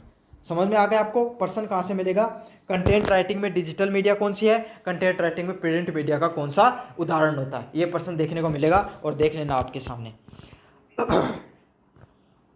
अब आपको पता है आज के समय में हर व्यक्ति क्या चाहता है कि उसके व्यवसाय के बारे में सभी लोग जाने। तो व्यवसाय के बारे में कोई भी बिजनेस कर रहे हैं उसके बारे में सभी जाने, तो लोग क्या करते हैं, जो इंस्टाग्राम हो गया आपका, टेलीग्राम, इंस्टाग्राम हो गया, यूट्यूब हो गया, समझ में आ गया, वेबसाइट वगैरह हो गई, इन पे लोग अपना प्रमोशन कराते हैं, अपने कंटेंट लिखाकर अपना प्रमोशन कराते हैं। जैसे मेरे कपड़ों की दुकान है तो मैं क्या करूँगा, उससे संबंधित पेज बनाकर बढ़िया से बढ़िया रीलें डालने शुरू कर दूंगा, तो उससे क्या जगह लोग मेरी दुकान के बारे में ज़्यादा से ज़्यादा जानना शुरू कर लेंगे। या फिर जिनके पास पैसे होते हैं जो कंटेंट नहीं बना सकते, वो क्या करते हैं, अखबार वाले हो गए, न्यूज़पेपर वाले हो गए, जो टीवी चैनल वाले हो गए, उनको क्या कर देते हैं, पैसे देकर आपको विज्ञापन लगवाते हैं। तो यही होता है आज के समय में जो कंटेंट राइटिंग है वो बहुत ज़्यादा महत्वपूर्ण होता है अपने व्यवसाय को आगे बढ़ाने के लिए, अपने व्यवसाय के बारे में जानकारी देने के लिए। और आज के समय का जो कंटेंट है उसमें, क्योंकि आज के समय हर इंसान के पास क्या मोबाइल है, तो आज के समय में हर व्यक्ति को अगर कंटेंट बना रहे हो तो पहले क्या देखते थे लोग कि कितना अच्छे तरीके से उसको व्याकरण में किस तरीके से अच्छे तरीके से उसको शब्दों में रचकर लिखा गया है। लेकिन आज के समय ऐसे शब्दों से कोई किसी को मतलब नहीं है इतना ज़्यादा। मतलब है कंटेंट कैसा होना चाहिए, रचनात्मक होना चाहिए। समझ में आ गया, कहानी के रूप में बताया होना चाहिए और रणनीति मतलब स्ट्रेटजी के तहत और उसको ब्रांडिंग के तहत वो जाना चाहिए। तो आज के दिन जो कंटेंट है वो कैसा क्रिएटिव होना चाहिए, स्ट्रेटजी के तहत और ब्रांडिंग के तहत होना चाहिए, मतलब ब्रांड वैल्यू भी होनी चाहिए। अगर किसी बढ़िया ब्रांड के साथ जाएगा तो बहुत अच्छा आपको मतलब उस पर अच्छा रीच देखने को मिलेगी। अब अगला पॉइंट, ये दोनों पॉइंट इतने ज़्यादा इंपॉर्टेंट नहीं, अब अगला पॉइंट सबसे ज़्यादा इंपॉर्टेंट है। तो एक अच्छा कंटेंट राइटर है उसके अंदर कौन सी कला होनी चाहिए, वो रचनात्मक होना चाहिए, मतलब वो क्रिएटिव होना चाहिए। कोई भी कंटेंट बनाते समय रिसर्च करने वाला होना चाहिए। एक अच्छा रिसर्च करने वाला कंटेंट राइटर ही सफल होता है। वो देखता है कि उसके ऑडियंस को क्या चाह रहा है, क्या उसकी डिमांड हो रही है और उस हिसाब से कंटेंट बनाना है। और कंटेंट राइटिंग का फर्स्ट स्टेप से प्रश्न पूछा जा सकता है कि कंटेंट राइटिंग का फर्स्ट स्टेप क्या होता है, तो फर्स्ट स्टेप होता है रिसर्च करना। समझ में आ गया। अगले वाला क्या, एसईओ। अब एसईओ क्या होता है, एसईओ की फुल फॉर्म होती है सर्च इंजन ऑप्टिमाइजेशन के नाम से इसको जाना जाता है। कि भाई ये क्या होता है, अब आपको पता है गूगल पे आप कोई भी चीज़ सर्च करते हो तो किससे करते हो, कोई कीवर्ड लगा के सर्च करते हो। आप इस क्लास तक पहुंचे तो आपने कोई ना कोई कीवर्ड सर्च लगाएगा, content writing BA second year, content writing MCQs, content writing BA fourth semester, कुछ ऐसा आपने सर्च किया होगा। तो उसी को क्या बोलते हैं, कीवर्ड रिसर्च के नाम से बोला जाता है। और वो सब कीवर्ड, कोई वीडियो हो गया, कोई कंटेंट बना रहे हो, कोई ब्लॉग पोस्ट लिख रहे हो, उसमें अपन लगाते हैं, उसी को क्या बोला जाता है, एसईओ के नाम से बोला जाता है, सर्च इंजन ऑप्टिमाइजेशन के नाम से जाना जाता है। मोस्ट है एसईओ, यहाँ से प्रश्न आएगा और आएगा। पाठक मनोवैज्ञानिक को मिलकर असरदार लेखन करता है। और पाठक क्या करता है, आपके दिमाग के साथ उसको खेलने का कार्य होता है। आपको दिमाग जैसा कंटेंट चाहिए आपको वही वो प्रोवाइड करेगा, तो आप उसको इंगेज ज़्यादा होगे और कंटेंट ज़्यादा से ज़्यादा चलेगा। आज के युग में प्रसंगित, तो आज के युग में किस प्रकार कंटेंट की जरूरत होती है, ऑनलाइन उपस्थिति। तो आज के समय अगर आप ऑनलाइन कंटेंट बनाते हो उसमें क्या क्या क्वालिटी होनी चाहिए, गुणवत्तापूर्ण, मतलब बढ़िया क्वालिटी का कंटेंट होना चाहिए। एसईओ अनुकूल, मतलब एसईओ होता है सर्च इंजन ऑप्टिमाइजेशन होता है, उससे संबंधित वो कंटेंट होना चाहिए। मतलब गूगल में सर्च करोगे, फेसबुक, यूट्यूब हो गया, उस पर सर्च करोगे तो वो दिखाई देना चाहिए, रैंक करना चाहिए। जितना ज़्यादा ऊपर रैंक करेगा उतने ज़्यादा लोगों की रीच पहुंचेगी उस तक। वेबसाइट और गूगल जैसे सर्च इंजन पर ऊपर लाता है। तो अगर कोई भी इंसान को एसईओ मतलब सर्च इंजन ऑप्टिमाइजेशन और क्वालिटी का कंटेंट होगा, उतना ही गूगल की सर्च में वो ऊपर आएगा। मोस्ट इंपॉर्टेंट पॉइंट है ये, अच्छे से याद कर लेना। सर्च इंजन में, जो सर्च इंजन में रैंकिंग से संबंधित पर्सन देखने को मिलेगा आपको। ब्रांड का निर्माण करना, लगातार अगर आप बढ़िया कोई भी कंटेंट बनाते रहो, जैसे मैं लगातार आपको अच्छा पढ़ा रहा हूँ, तो क्या होगा, धीरे धीरे मेरी भी ऑडियंस बनती चली जाएगी, जो यूनिवर्सिटी से संबंधित विद्यार्थी हैं वो। तो यही होता है, आप अगर लगातार अपना कार्य करते रहते हो और अच्छा कार्य करते हो तो आपके लोगों पर विश्वसनीयता बढ़ती है और आपका ब्रांड वैल्यू बढ़ती है। अगले वाला क्या है, ग्राहक आकर्षक और बिक्री। तो आकर्षक, अगर आप बढ़िया कंटेंट बनाते हो, अट्रैक्टिव कंटेंट बनाते हो, तो क्या होता है, इससे जो ग्राहक होते हैं, जो कस्टमर होते हैं, जो आपसे कंटेंट जो आपसे पढ़ते हैं, वो क्या हो जाते हैं, आपसे अट्रैक्ट होते हैं इस चीज़ से। अगले वाला क्या, पाठकों का जुड़ाव। तो कंटेंट के माध्यम से, ये इंपॉर्टेंट है पॉइंट, पाठकों का जुड़ाव वाला, समझ में आ गया। तो अच्छा क्वालिटी का कंटेंट, रिलेवेंट कंटेंट, जैसा लोगों को चाहिए वैसा कंटेंट बना रहे हो, तो इससे क्या हो जाते हैं, दर्शक हैं जो आपकी ऑडियंस है वो आपसे कनेक्ट होती है। तो इसका सही आंसर। अगले वाला प्रश्न, जानकारी का संप्रेषण। तो कंटेंट है, शिक्षण, व्यवसाय और प्रचार प्रसार के लिए मूल साधन बन जाता है। तो ये प्रश्न आ सकता है कि कंटेंट को कहाँ कहाँ पे उपयोग कर सकते हो। तो किस किस में उपयोग किया जाता है, शिक्षा के लिए, लोगों को एजुकेट करने के लिए, बिजनेस से संबंधित, और आपको अपनी जो ब्रांड वैल्यू बनाने के लिए आप कंटेंट को प्रचारित कर सकते हो। अब अगले वाला टॉपिक आता है आपके इसी के अंदर, role and function of content writer. तो कंटेंट राइटर के क्या रोल और फंक्शन होते हैं उसको देखेंगे। तो आज के दिन कौन सा कंटेंट राइटर वो सबसे ज़्यादा सफल होगा। तो आज के समय कौन सा कंटेंट राइटर वो ज़्यादा सफल होगा, जो सिर्फ एक अच्छा क्रिएटिव क्वालिटी का कंटेंट बनाता, वही सफल नहीं होगा। आज के समय ऐसा इंसान होना चाहिए जिसके अंदर सबसे अच्छी समझ किसकी होनी चाहिए, मार्केटिंग की। मार्केटिंग किस प्रकार से करते हैं, किस तरीके से आपको ट्रेंड को फॉलो किया जाता है। भाई कोई टॉपिक ट्रेंडिंग में चल रहा है, अगर उस पर संबंधित वीडियो बनाओगे तो वो वैसे ट्रेंडिंग में जाएगा, ज़्यादा लोगों तक पहुँचेगा। साथ के साथ डिजिटली मार्केटिंग, मतलब लोगों के उत्पाद को कैसे आपको बढ़ा चढ़ाकर मतलब लोगों तक पहुंचाना है, समझ में। साथ के साथ क्वालिटी कंटेंट तो बनाना आना ही चाहिए। तो आज के समय, जो पहले के समय क्या हुआ करता था, लोग ज़्यादातर क्या, कोई क्रिएटिव हो गया, क्वालिटी कंटेंट को प्रीफर करते थे। लेकिन आज के समय लोग किसको ज़्यादा फॉलो करते हैं, ट्रेंड को और डिजिटल मार्केटिंग को ज़्यादा फॉलो करते हैं। जिसकी जितनी ज़्यादा बेहतर मार्केटिंग होगी वो उतना ही ज़्यादा पॉपुलर होता चला जाएगा। तो यही बात बताई गई है कि जो पेशेवर राइटिंग, जो कंटेंट राइटर होते हैं, उनमें कौन सी स्ट्रेटजी के तहत कंटेंट बनाना होता है, मार्केटिंग, ब्रांडिंग और जो आपको डिजिटल ट्रेंड्स होते हैं उनको फॉलो करना होता है। तो उसमें अलग अलग प्रकार की तकनीक होती हैं जिसके तहत आप कंटेंट राइटिंग कर सकते हो। कौन सी होती है, औपचारिक। औपचारिक क्या होती है, फॉर्मल। फॉर्मल क्या हो गई, आप कोई न्यूज़पेपर वगैरह में लिखा रहे हो, कोई बिजनेस से संबंधित कर रहे हो, कोई अपने जो स्कूल के प्रिंसिपल को आपको लेटर लिख रहे हो, तो ये सब चीज़ कंटेंट राइटिंग में फॉर्मल में, औपचारिकता में आती है। समझ में आ गया। संवादात्मक मतलब क्या हो गया, कम्युनिकेटिव क्या हो गया, जैसे पॉडकास्ट हो गया ना, वो संवादात्मक के अंतर्गत आएगा। तकनीकी, टेक्नोलॉजिकल कंटेंट राइटिंग कौन सा होता है, जैसे मैं पढ़ाई करा रहा हूँ आपको, है ना, कोई शिक्षण से, एकेडमिक से संबंधित अगर कोई चीज़ें होती है वो तकनीक के अंतर्गत आती हैं। यही पर्सन आएगा। तकनीक कंटेंट राइटिंग कौन सा होता है, तो एकेडमिक आएगा उसके अंदर।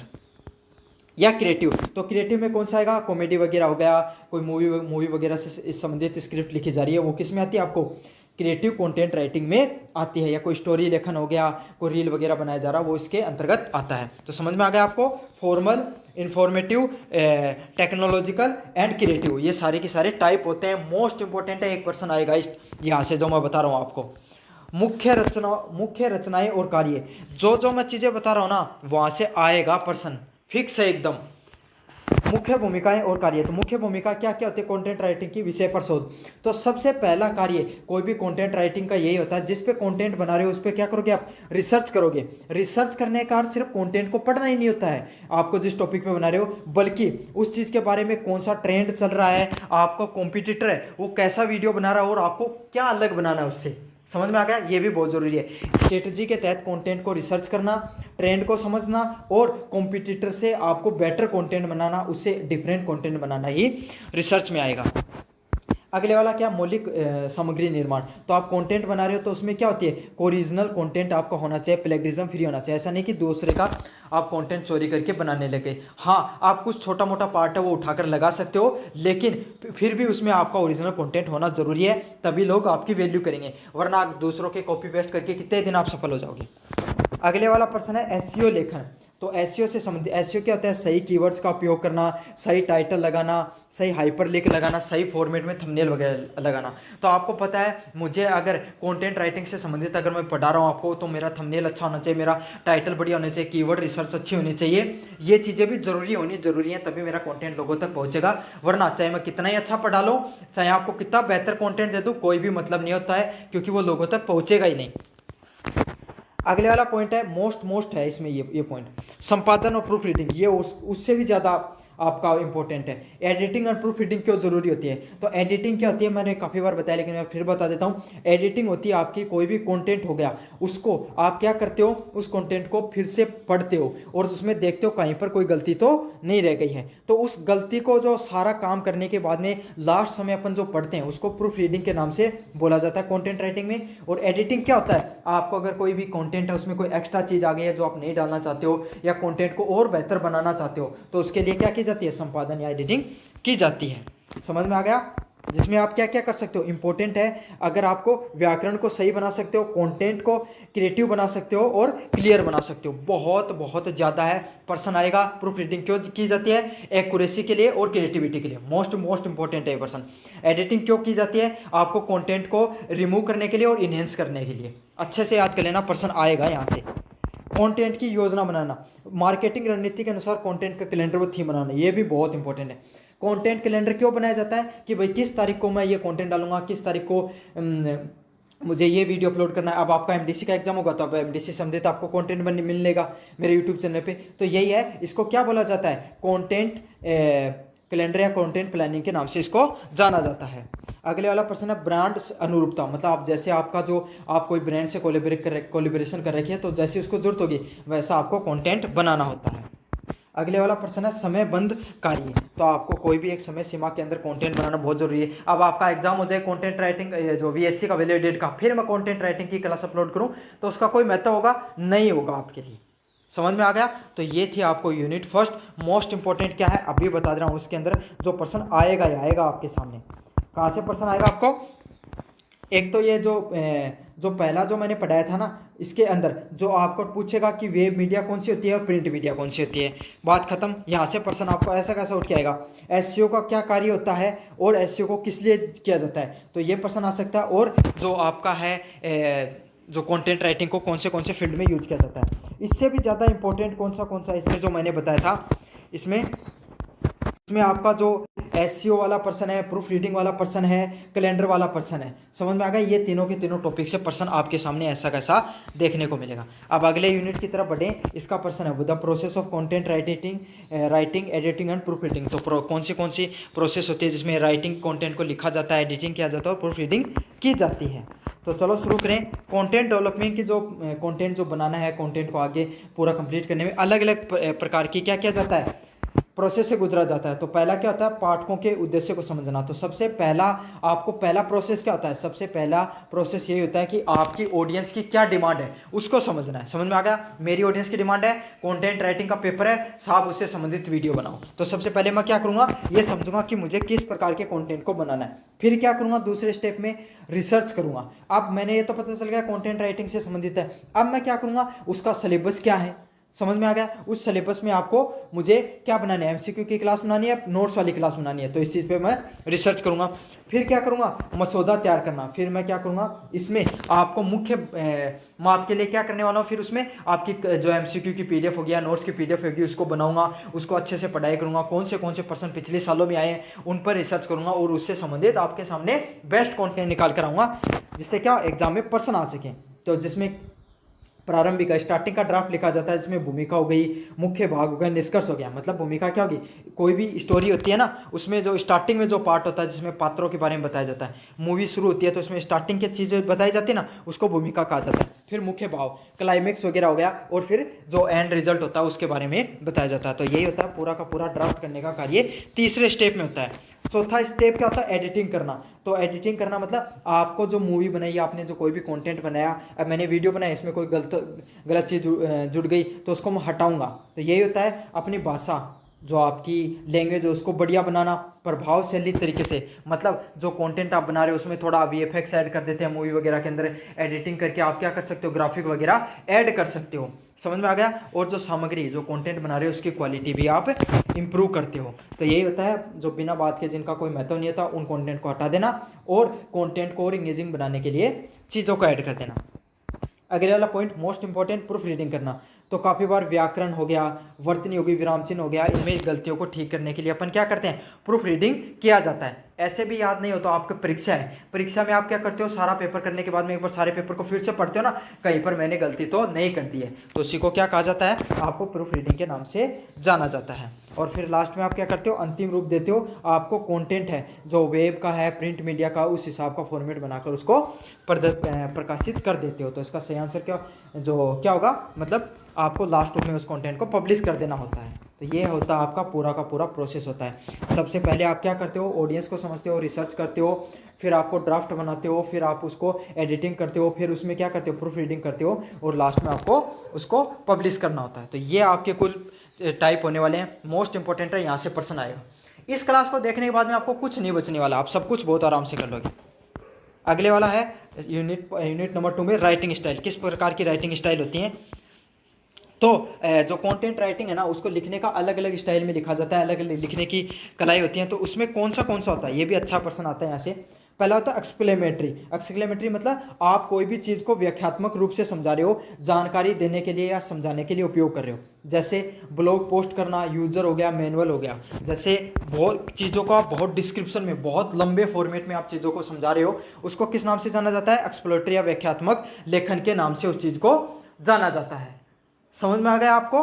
जानकारी को समझाने से संबंधित, बहुत लंबे रूप से चीज़ों को समझाते हो जानकारी। जैसे ऐसे में नहीं याद आ रहा है तो ऐसे समझ लो कि आप क्या कर रहे हो, आपको ना खाना बनाना, मैगी 2 मिनट में कैसे बनाएं, या आपने यूट्यूब पे नहीं, आपने वेबसाइट पे गए, गूगल पे, वहाँ पे वेबसाइट बनी हुई थी, उस पर क्लिक किया, उसमें जो जानकारी दे रखी है उस व्यक्ति ने जो सारी वो किसमें आएगी, व्याख्यात्मक लेखन में आएगी। प्रेरणात्मक लेखन, परसेसिव लेखन, तो कुछ भी मतलब कोई भी अपनी बात मनवाने के लिए, समझ में आ गया आपको, कोई भी प्रोडक्ट बेचने के लिए, कोई भी प्रोडक्ट वगैरह बेचने के लिए अगर किसी प्रकार का कंटेंट किया जाता है, उसको प्रेरक लेखन को नाम से जाना जाता है। और इसमें एक शब्द देखने को मिलेगा, पाठक को, जो आपका यूजर होता है उसको आप प्रेरित करते हो। प्रेरित शब्द समझ गए तो वहाँ से प्रयोजिव या प्रेरक लेखन से संबंधित होता है। जैसे इसका क्या उदाहरण होता है, विज्ञापन हो गया, मार्केटिंग कंटेंट होता है। इसमें क्या किया जाता है, लोगों को मोटिवेट किया जाता है आपका जो प्रोडक्ट होता है उसको खरीदने के लिए। अगले वाला है डिस्क्रिप्टिव, मतलब डिस्क्रिप्टिव जिसके अंदर क्या होता है, आप चीज़ों को या वर्णन करते हो किसी चीज़ का पूरा का पूरा। जैसे मैं मेरी स्कूल के बारे में आपको पूरी कहानी बताऊं तो उसमें क्या करूंगा, मैं हर चीज़ आपको डिस्क्रिप्टिव करूंगा। या फिर मैं शिमला गया तो उसके बारे में अगर कोई जानकारी दे रहा हूं तो वो किस में आएगा, वर्णनात्मक में आएगा, डिस्क्रिप्टिव में आएगा। इसमें क्या किया जाता है, कोई यात्रा का वर्णन हो गया, कोई उत्पाद का विवरण हो गया, उससे संबंधित आपको देखने को मिलेगा। और जहां पर आपको विवरण शब्द देखने को मिले वहां पर वर्णनात्मक टिक करके आना है। अगले वाला प्रश्न कथात्मक, तो आप अपनी कोई कहानी और अनुभव के बारे में बता रहे हो, उसको कथात्मक कंटेंट के नाम से माना जाता है। जैसे कि केस स्टडी होगी, कोई प्रेरणात्मक कंटेंट हो गया, उसको किस नाम से जाना जाता है, कथात्मक कंटेंट के नाम से जाना जाता है। समझ में, कोई स्टोरी वगैरह जो आप लिखते हो उसको कथात्मक के नाम से जानते हैं।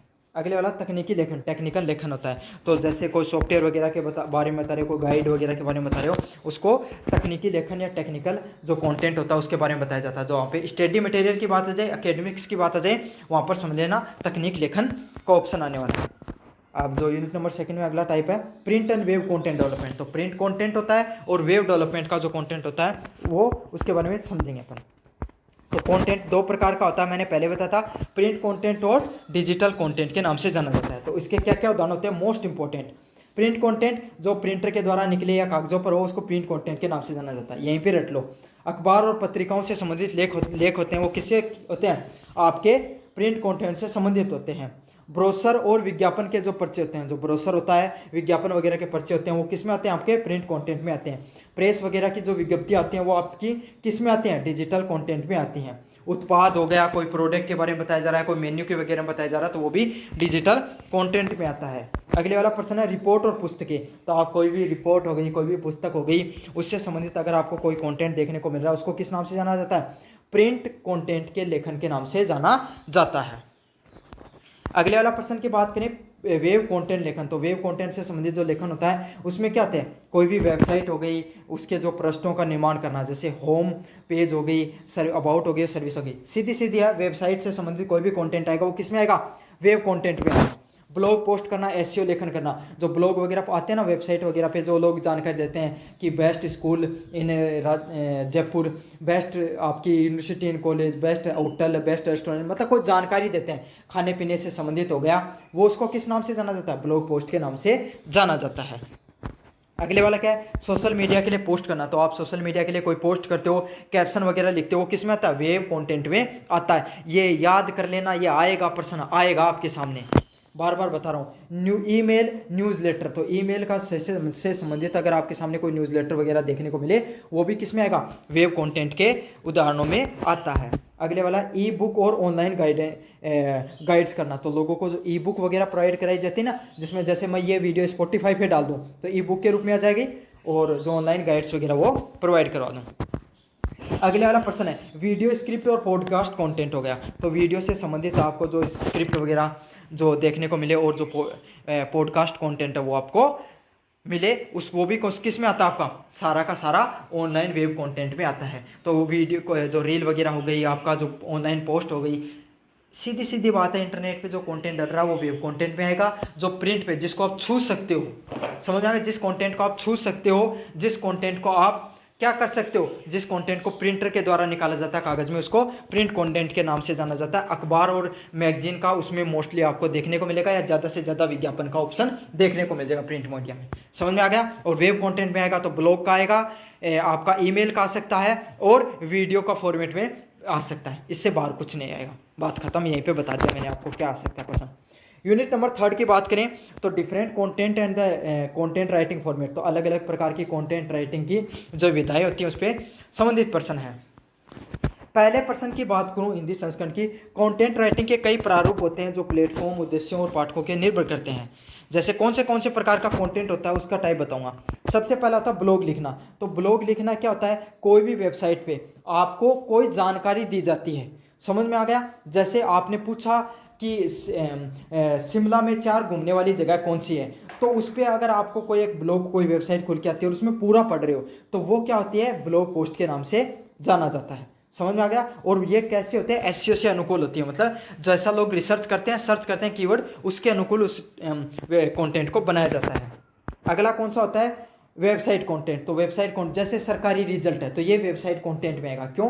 उसमें क्या क्या देखने को मिलता है? होम, अबाउट, सर्विसेज और कंटेंट पेज जैसी संबंधित चीज़ें मिलती है। तो आप देखते हो ना, वहाँ पर आपने कभी खोलो ना, कभी भी कोई वेबसाइट को, आज सरकारी रिजल्ट तो चल नहीं रही अब आजकल, कोई भी वेबसाइट खोलो तो उसमें देखना, उसमें ये सब देखने को मिलेंगे, होम, अबाउट, सर्विसेज और कंटेंट पेज संबंधित जो चीज़ें देखने को मिलती हैं वो किस में आती हैं? वेबसाइट कंटेंट के अंतर्गत आती हैं।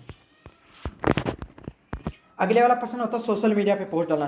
तो फेसबुक, इंस्टाग्राम, लिंक्डइन आदि पर अपनी छोटी सी जो फोटो वगैरह हो गई, पोस्ट वगैरह डालते हो जो आपको ऑडियंस को टारगेट करती है, उसको किस नाम से जाना जाता है? सोशल मीडिया पोस्ट है, वो भी व्यू कंटेंट का आधारित होती है। अगले वाला क्या है, ईमेल न्यूज़लेटर। तो नियमित रूप से आप ऑफरों को, जैसे आपके पास आपने आपका देखना, आप ईमेल खोलना और उसमें सोशल का ऑप्शन होगा, वहाँ पर जाना, आप देखना आपके पास बहुत सारे ऑफर आ रखे होंगे। टेक्स्ट बुक पे आपको 50% ऑफ मिल रहा है, रेड बस पे 100 रुपये की छूट मिल रही है, उस वहाँ पर आपको और मान लो आपने कोई वेबसाइट हो गई, कोई अपने शेयर मार्केट कर रखा होगा, तो वहाँ पर कोई ज़रूरत है वो आपको ऑफर दे रहा है, तो ऑफर देने का कार्य किया जाता है आपको ईमेल न्यूज़लेटर के अंतर्गत। अगले वाला प्रेस रिलीज। तो मीडिया के द्वारा जनसंपर्क किया जाता है लोगों को, उसको प्रेस रिलीज के नाम से जाना जाता है। जैसे कोई नेता वगैरह नहीं करते हैं, चुनाव से पहले प्रेस रिलीज की गई लोगों से जुड़ाव के लिए, उसको क्या किस नाम से जाना जाता है, प्रेस रिलीज के नाम से जाना जाता है। औपचारिक रूप से इंपॉर्टेंट है, प्रेस रिलीज में हर चीज़ औपचारिक रूप से होगी। तो ये जितनी भी विधाएं हैं, ये जितना भी है कंटेंट, ये सारा औपचारिक के अंतर्गत आएगा, ये भी याद रख लेना। अगले वाला है ई बुक और वाइट पेपर। तो कोई भी चीज़ों के बारे में अच्छे से गहनता से जानकारी देने के लिए आप क्या किया जाता है, आपको ई बुक है और वाइट पेपर है उसको अच्छे से पढ़ के जो ई बुक होती है और वाइट पेपर बनाए जाते हैं। जैसे कि मैं आपका जो पेपर होने वाला है, इससे संबंधित पूरा का पूरा जो कंटेंट है उसको अच्छे से डिजाइन करके मेरी एक ई बुक लॉन्च कर दूं, मतलब आज जिसको आप पीडीएफ के रूप में अच्छे से पढ़ सकते हो, उसको क्या कहा जाता है, ई बुक के नाम से जाना जाता है। समझ में आ गया। और जो अगर आपको इस पीडीएफ को पढ़ना है तो आपको क्या करूंगा, टेलीग्राम में का डिस्क्रिप्शन में लिंक दे दूंगा, वहां पर क्लिक करके जरूर से पढ़ लेना। समझ में आ गया। और अन्य वीडियो देखना चाहते हो कंटेंट राइटिंग से संबंधित, एमसीक्यू से संबंधित, तो आपको क्या करना है, प्लेलिस्ट का लिंक दे रखा है, वहां पर जाकर जरूर से देख लेना। एमसीक्यू से संबंधित 4 से 5 क्लासेस मैंने पहले करा रखी हैं। और अभी तक आपने वीडियो को शेयर नहीं किया ना अपने दोस्तों को, हाँ कर मत देना, उनका भला क्यों जाएगा, कर दो शेयर अगर अभी तक नहीं किया है, और लाइक भी कर दो, और हाइप वाले ऑप्शन पे भी क्लिक कर देना। उत्पाद का विवरण करना, ई कॉमर्स साइट पर लिखे गए उत्पाद और फीचर्स और फायदे को बताना। तो कोई भी जो उत्पाद होता है, कोई भी प्रोडक्ट होता है, उसके बारे में बताया जाता है कोई भी ई कॉमर्स वगैरह साइट पे, तो वो भी जो वेब कंटेंट है उसके अंतर्गत ही आएगा। अगले वाला क्या है, स्क्रिप्ट का लेखन करना। तो स्क्रिप्ट का जो लेखन है, वीडियो फॉर्मेट है, वीडियो और जो पॉडकास्ट होते हैं उसके रूप में अगर चीज़ों को समझाया जाता है, उसको भी क्या कहा जाता है, आपको स्क्रिप्ट लेखन के नाम से जाना। अब बात करूँ सफल कंटेंट राइटर बनने के लिए कौन सी तकनीकों को यूज करना पड़ता है। तो आप एक अच्छा कंटेंट राइटर बनना चाहते हो तो आपको कौन सी टेक आपके अंदर स्किल होनी चाहिए। पहली, रिसर्च। आपको सटीक और भरोसेमंद स्रोतों से क्या करना पड़ेगा, जानकारी इकट्ठा करनी पड़ेगी। अब मैंने कंटेंट राइटिंग पे आपको पढ़ाने के लिए कंटेंट बनाए, तो मैंने क्या किया, एकदम जो सटीक जहाँ से मुझसे कंटेंट मिल सकता था, अच्छा मैंने वहाँ से रिसर्च करके कंटेंट निकल के आए। तो आपके अंदर रिसर्चर होने की एक अच्छी क्वालिटी होनी चाहिए। अगले वाला क्या, भाषा और व्याकरण का ज्ञान। आपको जो लैंग्वेज है उस पर आपकी अच्छी पकड़ होनी चाहिए, और जो व्याकरण है, ग्रामर, उस पर भी आपकी अच्छी पकड़ होनी चाहिए। अगले वाला प्रश्न है एसईओ की समझ। आपको जो सर्च इंजन ऑप्टिमाइजेशन होता है उसमें कौन से कीवर्ड्स का यूज किया जाता है, कौन से टैग का यूज किया जाता है, कौन सी एडिंग लगानी होती है, कौन से हैशटैग का उपयोग करना होता है, तो उन सब चीज़ों की आपको बहुत अच्छे से नॉलेज होनी चाहिए, ताकि आपका कंटेंट है वो लोगों के सामने पहुंच सके, रैंक में आ सके, और लोग उसके आपके कंटेंट को फॉलो कर सके। वरना अगर रैंक में नहीं आएगा, लोगों को दिखाएगा ही नहीं, तो मतलब क्या आपके कंटेंट बनाने का। अगले वाला प्रश्न है अनुकूलन क्षमता। तो विभिन्न शैलियों के स्वर व लेखन की योग्यता। तो आपको सिर्फ एक प्रकार का कंटेंट, जैसे मैं एक प्रकार का कंटेंट बनाता रहूँगा तो क्या हो जाएगा, लोग बोर हो जाएंगे। तो आपके अंदर क्रिएटिविटी होनी चाहिए, आपके अंदर अलग अलग कंटेंट बनाने की क्या होनी चाहिए, स्किल भी होनी चाहिए इसमें। अगले वाला प्रश्न है रचनात्मक। तो आप जो भी कंटेंट बना रहे हो उसके अंदर आपको क्रिएटिविटी भी आना बहुत ज़रूरी होती है। आप जितने ज़्यादा कंटेंट को क्रिएटिव बनाओगे, रोचक तरीके से प्रस्तुत करोगे, उतने ज़्यादा लोग वो आपसे जुड़ते चले जाएंगे। तो आपके अंदर सारी स्किल होनी चाहिए। अगले वाला पॉइंट है आपको संपादन और प्रूफ रीडिंग। तो आपको क्या करना है, आपको अगर कोई कंटेंट बना रहे हो तो उससे संबंधित आपको उसमें एडिटिंग करना, उसके अंदर प्रूफ रीडिंग करना भी आना चाहिए। अगर ये आएगा तब आप कंटेंट को और बेहतर बनता, आपका एक्यूरेट कंटेंट बनता है इस चीज़ से। अगला क्या, टाइम मैनेजमेंट। तो अगर आपको पता है कोई भी कंटेंट हो गया, उसको टाइम पर लोगों को पहुंचाओगे। कोई ट्रेंड चल रहा है, आपने ट्रेंड के समय अगर सबसे पहले वीडियो बना दिया तो आपको सबसे ज़्यादा लोग देखेंगे। तो यही होता है, जितना जल्दी आप कंटेंट लोगों तक पहुंचा पाओगे, समय प्रबंधन करके, उतना ही ज़्यादा वायरल होगे। अगले वाला पाठकों की समझ। तो आपकी कौन सी ऑडियंस है, किस प्रकार का उसको कंटेंट चाहिए, इसका आपको पता होना जरूरी है, और उसी अनुसार आपको कंटेंट बनाना होता है। अगले वाला strategy in the producing high quality content. तो आपको क्या होता है, अच्छे क्वालिटी का कंटेंट बनाने के लिए आपको किस प्रकार की स्ट्रेटजी को यूज करना चाहिए। अगले इसमें कैसा होता है, आपको अच्छे क्वालिटी का कंटेंट बनाने के लिए आपको किस किस प्रकार की चीज़ों के बारे में नॉलेज, किन किन चीज़ों का नॉलेज होना चाहिए? पहले पाठकों को जाने, तो आपके जो जो पाठक होते हैं, जो जो आपको कंटेंट देखते हैं, उसके बारे में आपको नॉलेज होना चाहिए। उनकी क्या क्या जरूरत है, उनको किस प्रकार का कंटेंट चाहिए, उनकी क्या प्रॉब्लम है। जैसे आपकी प्रॉब्लम है कंटेंट राइटिंग से संबंधित, आपको सीरीज में जो चीज़ें हैं वो समझ में नहीं आ रही है, समझ में आ गया। भाषा शैली, आपकी जो भाषा है वो उनसे जुड़ा होनी चाहिए। अब मैं आपको पूरा इंग्लिश में समझाने लग जाऊँ सब कुछ, आप में से 90% बच्चों को चीज़ें अच्छे से समझ में नहीं आएंगी। तो यही है, किस प्रकार की भाषा चाहिए, कैसे उनकी जरूरतें और कैसे उनकी समस्याएं उनको सोल्व करना होता है। अगले वाली चीज़ें क्या है? साफ सुथरी जांच रखें, मतलब आप कंटेंट बनाओ तो उसको क्या हो, सिंपल साफ स्पष्ट भाषा में बताओ, ताकि हर व्यक्ति उसको समझ में आ सके आपका कंटेंट। अगला क्या है? प्राकृतिक रूप से एसईओ का शामिल करें, मतलब ऐसा कीवर्ड्स का प्रयोग करें जो क्या हो, आपके कंटेंट से संबंधित हो।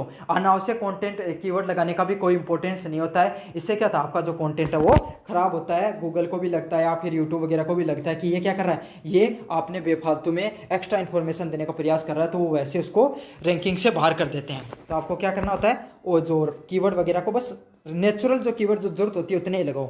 अगला क्या, मौलिक रहें, तो आप कोई भी कंटेंट है उसको ओरिजिनल कंटेंट पोस्ट करो, किसी का कॉपी पेस्ट करने की ज़्यादा मत सोचो, अपना ओरिजिनल कंटेंट बनाओ। अगर ओरिजिनल कंटेंट बनाओगे तो आपकी क्या हो, एक अलग इमेज है, अलग पहचान बनेगी। अगले वाला दृश्य सामग्री जोड़े, तो जो कोई भी कंटेंट बनाओ उसमें क्या है, चित्र वगैरह जोड़ो। आपको पता है, अब मैं पढ़ा रहा हूँ, मैं यही कंटेंट अगर आपको उस पर पढ़ा था डिजिटल बोर्ड पे, तो आप में से बहुत ज़्यादा बच्चे इस वीडियो को और ज़्यादा देखते हैं, क्योंकि डिजिटल बोर्ड पे अगर कोई व्यक्ति पढ़ाता है तो उसकी क्या होती है, उसकी पहचान अलग बनती है, उससे संबंधित उसका जो क्या होता है, लोग उसको और ज़्यादा देखते हैं। तो समझ में आ गया आपको, कोई वीडियो चार्ट हो गया, उससे संबंधित कंटेंट को आपको क्या होता है, आकर्षक और समझने योग्य बनाना होता है। तो ये होता है दृश्य सामग्री होगी, जहाँ चित्र हो गए, चार्ट हो गए, वीडियो हो गए, ये सब आपको कंटेंट को कैसा क्रिएटिव बनाने के लिए, आकर्षक बनाने के लिए जोड़ देने चाहिए। अगले वाला पॉइंट क्या, नियमित अपडेट करें, तो आपको क्या करना चाहिए, आपको पुरानी जानकारी को हटाकर जो आज के इसमें क्या ट्रेंडिंग में चल रहा है, आज के इसमें क्या बदलाव किए जाने चाहिए, उसके अनुसार आप कंटेंट को अपडेट करते रहना जरूरी हो जाता है। अगले वाला प्रश्न, सीटीए शामिल करें, मतलब CTA call to action, most important है ये सीटीए क्या होता है, कॉल टू एक्शन होता है। और इसमें क्या होता है, आप में ऐसे जो कोई भी वेबसाइट होगी उसमें अभी खरीदें जैसा होगा, अभी पढ़ें, है ना, अभी कॉल करें, अभी नीचे देख रखें भाई प्रोडक्ट खरीदने के लिए नीचे दिए गए बटन पे क्लिक करके आप हमसे कॉल कर सकते हो, ऑर्डर बुक कर सकते हो। समझ में आ गया, तो इसको क्या कहा जाता है, कॉल टू एक्शन को कहा जाता है। और ऐसे भी आ सकता है, आप अपने पाठक को कोई कार्य करने के लिए प्रेरित कर सकते हो, तो किस बटन के माध्यम से कर सकते हो, कॉल टू एक्शन के माध्यम से कर सकते हो। तैयार है ये पर्सन इस टॉपिक पे, कॉल टू एक्शन पे, याद रख लेना। समझ में आ गया, जो जरूरी होता है उस पर मैं ज़्यादा जोर देकर बता देता हूँ आपको। यूनिट नंबर 4 की बात करें तो इसमें क्या होता है, meaning and concept of plagiarism, मतलब जो प्लेगरिज्म हो गया, साहित्यिक चोरी, उसका क्या महत्व होता है और क्या कॉन्सेप्ट होता है, इससे संबंधित आप में बातें करेंगे। तो आपको पता है भाई प्लेगरिज्म क्या होती है, तो कोई भी व्यक्ति है, जैसे मैंने ये वीडियो बनाया, अब किसी ने क्या किया, मेरे कंटेंट को कॉपी करके सेम टू सेम वीडियो बना दिया ऐसा, तो ये क्या उसको साहित्यिक चोरी के श्रेणी में आएगा। मतलब कोई भी व्यक्ति का कंटेंट है जिसने अपना दिमाग लगाकर, रचना का उपयोग करके, है ना, उसको बनाया, और उस किसी व्यक्ति ने उसको सीधा का सीधा कॉपी पेस्ट करके उसका बिना नाम दिए, सबसे ज़रूरी होता है बिना स्रोत को बताएं ऐसा कैसा डाल देना, क्या कहलाता है, प्लेगरिज्म के नाम से जाना जाता है, आपका साहित्यिक चोरी के नाम से जाना जाता है। ये नैतिक रूप से और कानूनी रूप से क्या होता है, एक गंभीर अपराध है, मतलब इसको कानूनी रूप से भी अपराध के रूप की श्रेणी में आता है। समझ में आ गया, आप अगर आपके पास जो सीरीज इसको कॉपी पेस्ट करके जो डालते हो ना, ये भी कानूनी श्रेणियों के अंतर्गत आता है। अगला है मूल अवधारणा क्या होती है, प्लेगरिज्म क्या होता है, बौद्धिक चोरी, इंटेलेक्चुअल थेफ्ट के नाम से उसको जाना जाता है। मतलब कोई भी इंसान ने रचना करके, मौलिकता का उपयोग करके क्या कर रखा, बनाया कंटेंट और आपने उसको चोरी कर लिया। तो ये बड़ा इंपॉर्टेंट है, प्लेगरिज्म को बौद्धिक चोरी के नाम से जानते हैं, ये इंपॉर्टेंट है, ये प्रश्न यहाँ से देखने को मिलेगा। अगले वाला क्या है, कंटेंट दो प्रकार की चोरी होती है, एक तो जानबूझ के की है भाई, और क्या काफी बार क्या होता है, आपको पता नहीं होता ऐसा कंटेंट किसी ने बना रखा और आप उसको कॉपी कर लेते हो, तो ये जानबूझकर भी हो सकता है और अनजाने में भी हो सकता है। बिना उदाहरण दिए, मतलब किसी का नाम दिए आप कोई भी कंटेंट को दोहराते हो, उसको अनुवाद करते हुए, प्लेगरिज्म की श्रेणी में आता है। मतलब कोई भी व्यक्ति है, उसका आपने नाम नहीं दिया, उसके बिना आपने उसके कंटेंट को चोरी वगैरह कर लिया, तो ये किस में आएगा, ये भी प्लेगरिज्म की श्रेणी में आएगा। यह ब्लॉग छात्रों के असाइनमेंट, लेखों और शोध पत्रों में आम होता है। और ये चीज़ें कहाँ पर सबसे ज़्यादा देखने को मिलती है, जो बच्चे पीएचडी वगैरह करते हैं ना, जो अपने शोध पत्र बनाते हैं, वहाँ पर हो गया, ब्लॉग पोस्ट हो गई, समझ में आ गया, लेखन हो गए, और जो शोध पत्र होते हैं उनमें ये सब चीज़ें ये क्या होते हैं, बहुत ज़्यादा कॉमन होती हैं आपके सामने। अब आपको बात बताऊं हिंदी से जो प्लेगरिज्म के प्रकार किस किस प्रकार के प्लेगरिज्म होते हैं। तो प्लेगरिज्म की बात करूं, पहला होता है प्रत्यक्ष प्लेगरिज्म, बहुत मोस्ट इंपॉर्टेंट है, जोर देकर पढ़ लेना।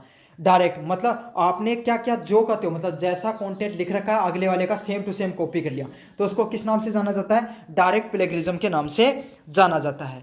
अगले वाला क्या? Self plagiarism. सेल्फ प्लेगरिज्म क्या होता है? आपने क्या क्या खुद के कंटेंट को खुद ही कॉपी कर लिया, मतलब मैंने खुद ने मेरा वीडियो पहले बना रखा, उसको खुद को वापस रीअपलोड कर दिया, वो सेल्फ प्लेगरिज्म के नाम से जाना जाएगा। अगले वाला क्या? Mosaic plagiarism. समझ में आ गया? तो आप क्या करते हो, आप अलग अलग स्रोतों से आपने क्या किया, कंटेंट को उठाया, 5-10 टीचरों के कंटेंट को उठाया और उससे मिलाकर आपने अपना कंटेंट बना दिया, उसको किस नाम से जाना जाता है? मोज़ेक प्लेगरिज्म के नाम से जाना जाता है। मतलब ऐसे याद कर लो कि मैंने तो दूसरों के बहुत सारे कंटेंट को मिलाकर कंटेंट बनाया, किसी को पता नहीं चलेगा, मजे हो गए मजे, है ना? मजे को मजे से याद कर लो। अगले वाला क्या है? अनजाने में हुआ प्लेगरिज्म। तो अनजाने में हुआ प्लेगरिज्म क्या होता है? जिसमें आप स्रोत गलती से, मतलब आप करना नहीं चाहते थे, गलती से आपको क्या तो पता नहीं था कि ये कंटेंट किसी ने और कोई ने बना रखा है, आपने उसको कॉपी कर लिया, या फिर आप उसके स्रोत का उल्लेख करना भूल गया, है ना, और गलत ढंग से आपने पैराफ्रेज बना दिया, तो उसको किस नाम से जाना जाता है? एक्सीडेंटल प्लेगरिज्म के नाम से जाना जाता है। यहां से प्रश्न आएगा और आएगा, ये याद रख लेना। अगला बात बताऊं, पैराफ्रेज्ड प्लेगरिज्म। तो किसी के विचारों को अपने शब्दों में दोहराना बिना श्रेय, उसको किस नाम से जाना जाता है? पैराफ्रेज्ड प्लेगरिज्म के नाम से जाना जाता है। अगले वाले टॉपिक की बात करूं, प्लेगरिज्म से संबंधित नियम। तो प्लेगरिज्म से संबंधित अलग अलग प्रकार के नियम बनाए जाते हैं, जैसे हमेशा स्रोत को सही ढंग से अपलोड करें, जैसे एपी हो गई, एमएलए जो शैलियाँ होती है उसमें आपको अपलोड करना चाहिए। अच्छा, सीधे उदाहरण के लिए कोटेशन मार्क का उपयोग करें। अगर आप कोई भी व्यक्ति है उसका कोटेशन यूज करें, जैसे महात्मा गांधी का क्या है, करो या मरो, तो उसमें ऐसे मार्क का उपयोग करें हमेशा, तो इसे पता चल जाए कि ये किसी का व्यक्ति का कोटेशन है। अगला है इंटरनेट या किताबों की सामग्री बिना अनुमति के न ले। तो कोई भी व्यक्ति है अगर उसने कंटेंट बना रखा है इंटरनेट पे या पुस्तक में, तो उससे क्या तो पूछो, या फिर अगर कंटेंट जो कॉपीराइट फ्री कंटेंट है उसी को यूज करो, कॉपीराइटेड कंटेंट को, जिसपे ऐसे सी लिखा हो ना, उस कंटेंट को कभी भी यूज मत करना। अगले वाला प्रश्न है, विश्वविद्यालय और कंपनियां प्लेगरिज्म जांच टूल जैसे टोरेंटिन व ग्रामरली का उपयोग करते हैं। बहुत बहुत मोस्ट इंपॉर्टेंट है ये टोरेंटली और ग्रामर। प्रश्न आएगा आएगा और आएगा, समझ में आ गया? ग्रामरली ग्रामर चेक करने के लिए किया जाता है, टोरेंटिन जो नामक ऐप है वो उसको किस लिए उपयोग किया जाता है? प्लेगरिज्म से संबंधित कंटेंट को चेक करने के लिए यूज किया जाता है। मोस्ट इंपॉर्टेंट है, यहाँ से प्रश्न आएगा। अगले वाला है, उल्लंघन की स्थिति में कानूनी कार्रवाई या दंड आपको मिल सकता है। तो अगर आप प्लेगरिज्म करते हुए पाए जाते हो तो आप पे कानूनी कार्रवाई भी हो सकती है और आपको दंड भी दिया जा सकता है। आप अपन बात करें प्लेगरिज्म फ्री कंटेंट लिखने के लिए आपको क्या क्या करना चाहिए, तो आपको कौन सी चीज़ों से आपको प्लेगरिज्म फ्री कंटेंट बना सकते हो। पहले वाला पॉइंट है, विषय की अच्छे से समझे और शोध करें। तो भाई अगर आप कोई भी कंटेंट बनाना चाहते हो तो आपको क्या करना चाहिए? खूब रिसर्च करो कंटेंट पे, खूब पढ़ाई करो, फिर अपना ओरिजिनल कंटेंट बनाओ, उस चीज़ से अपने शब्दों में लिखो। तो कोई भी कंटेंट आपने पढ़ा, देखो सारा कंटेंट कहीं ना कहीं बना के तो रखा होगा, लेकिन आप भगवान ने आपको दिमाग दिया तो आप अपना खुद के दिमाग का उपयोग करो, खुद से चीज़ों को एक्सप्रेस करो, खुद से चीज़ों को लिखो, उनसे थोड़ी मेहनत करो, मतलब सीधी बात यही है। अगला है प्लेगरिज्म चेकर टूल का उपयोग करें। तो टोरेंटिन हो गया, कॉपीसेक हो गया, ग्रामरली जैसे जो टूल होते हैं, इनको बनाया इसलिए जाता है ताकि ये कंटेंट पहले से किसी के द्वारा लिखा गया है, बनाया तो नहीं गया है, उससे संबंधित आप इनको प्लेगरिज्म के जो टूल चेकर होते हैं इनका आप उपयोग कर सकते हो। अगले वाला उद्धरण और स्रोत का उल्लेख करें। तो आप कोई भी कंटेंट बना रहे हो तो उसको उसके जो अन्य के विचारों का उपयोग कर रहे हो, अन्य के कोई कोटेशन वगैरह का उपयोग कर रहे हो, कोई किसी का कॉपी करके अगर आप कंटेंट लिख रहे हो तो आप क्या करो, उसके कंटेंट का नाम दो भाई कि ये व्यक्ति या कंटेंट मैंने यहाँ से लिया है। जैसे काफ़ी बार क्या करते हैं, जो मूवी जो गाने वगैरह आते हैं ना, तो उसके डिस्क्रिप्शन में जाना, उसमें सब कुछ लिखा था, सिंगर कौन है, राइटर कौन है, इसका वोकल, इसमें जो बीट किसने दी है, इसको एडिट किसने किया है, कंपोजर कौन था इसका। तो ये सब चीज़ें क्यों दी जाती है? ताकि स्रोत का उल्लेख किया जाता है, ताकि उनको क्रेडिट मिल सके उन सब लोगों को जिन्होंने इसमें काम किया होता है। तो यही होता है, अगर आप किसका अकेडमी से संबंधित कंटेंट कॉपी कर रहे हो तो उसका स्रोत का नाम जरूर से दो। अगले वाला पॉइंट है, सही तरीके से पैराफ्रेज करें। तो जब वाक्य को, जब आप कोई किसी इंसान के कंटेंट को कॉपी भी कर रहे हो तो उसको अच्छे से बनाओ। कैसे बनाओ? शब्दों को बदलाओ, मतलब आप सेम टू सेम शब्दों को मत प्रयोग करो। हम कोई भी शब्द को अलग अलग तरीके से बोल सकते हैं ना, उसको अपनी भाषा में बनाओ और अर्थ ना बदले, बस ऐसे शब्दों का प्रयोग करो जिससे अर्थ तो नहीं बदले लेकिन शब्द बदल जाए। तो कंटेंट को अपने शब्दों में लिखो, इनडायरेक्टली यही बात है। तो अच्छे से पैराफ्रेजिंग करनी चाहिए। पैराफ्रेजिंग शब्द देखने को मिलेगा एग्जाम में, देख लेना। शोध करते समय नोट्स बनाओ। तो किस स्रोत से क्या लिया गया है, इस चीज़ को भी आपको ट्रैक करना जरूरी होता है कि आपको कौन सा स्रोत से क्या क्या कंटेंट पहले से ले रखा है। आप उसका नोट्स बना लो, फिर क्या होगा, आपको उससे अलग नोट्स बनाने में, उससे अलग कंटेंट को यूज़ करने में बहुत ज़्यादा मदद मिल जाएगी। अब अपन लास्ट नंबर टॉपिक पे बात करें, कॉपीराइट क्या होता है। कॉपीराइटिंग इश्यू से संबंधित पर्सन हो गया। तो कॉपीराइटिंग कहाँ कहाँ होता है, तो कोई भी वीडियो हो गया, चित्र हो गया, पाठ हो गया, ऑडियो को आप उसको बिना बताए, बिना अनुमति लिए आप उसको अगर लेते हो, कॉपी करके डाल देते हो, तो वो क्या होता है, कॉपीराइट के उल्लंघन के अंतर्गत वो चीज़ आती है। अगले वाला पॉइंट है किसी के ब्लॉग या लेख को पुनः प्रकाशित करना। तो आप क्या किया, आपने कोई भी वेबसाइट से सेम टू सेम उसके कंटेंट कॉपी किया और अपनी वेबसाइट पे लाके डाल दिया, तो ये क्या होगा, ये भी एक प्रकार का क्या होगा, गैर कानूनी चीज़ों में आती है। तो किसी भी ब्लॉग या लेख को प्रकाशित करना बिना अनुमति के, वो भी किस में आती है, कॉपीराइट के उल्लंघन में आती है। अगले वाला क्या, फेयर यूज केवल शैक्षणिक रिपोर्टिंग व गैर कानूनी कार्यों के लिए सीमित होता है। तो फेयर यूज का कंटेंट भी मिलता है, लेकिन वो किसके लिए मिलता है, आप अकेडमिक्स में कोई पढ़ाई लिखाई में किसी चीज़ का उपयोग कर रहे हो, जैसे महात्मा गांधी की कोई किताब है तो उससे संबंधित आपको क्या पढ़ा रहे हो, तो वो फेयर यूज में आएगी। रिपोर्टिंग में, जैसे न्यूज़ वगैरह में जो रिपोर्टिंग में जो कंटेंट को रिसर्च के लिए यूज किया जाता है, वो भी फेयर यूज में आता है। गैर शैक्षणिक व्यापारिक कार्य, मतलब ऐसा कार्य जहाँ पर आपको प्रॉफिट नहीं हो, पैसा नहीं हो, आप बिजनेस इन्वॉल्व नहीं हो, वैसे कार्य में अगर कोई कंटेंट को यूज करते हो तो उसको किस में आता है, वो आपको फेयर यूज के अंतर्गत आता है।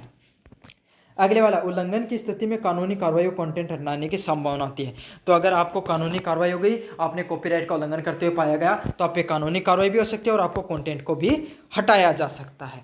तो ये था आपका कंटेंट राइटिंग से संबंधित कंप्लीट नोट्स, कंप्लीट रिवीजन। इससे बाहर कुछ नहीं आएगा आप एग्जाम में। मैंने इतना पढ़ा दिया है, पेपर बनाने वाले कहीं से भी पेपर बना दे, अपने पढ़ाई से बाहर कुछ नहीं आने वाला है। बस आपको सारे वीडियो देख लेने हैं और उसके बाद में आपको देख लेना है क्या, लास्ट में टेलीग्राम पे जो पीडीएफ पड़ी हुई है वो पढ़ लेना। धन्यवाद। और अपने दोस्तों को जरूर से शेयर करना है। समझ में आ गया, और सब्सक्राइब भी चैनल को कर देना अगर अभी तक नहीं किया था।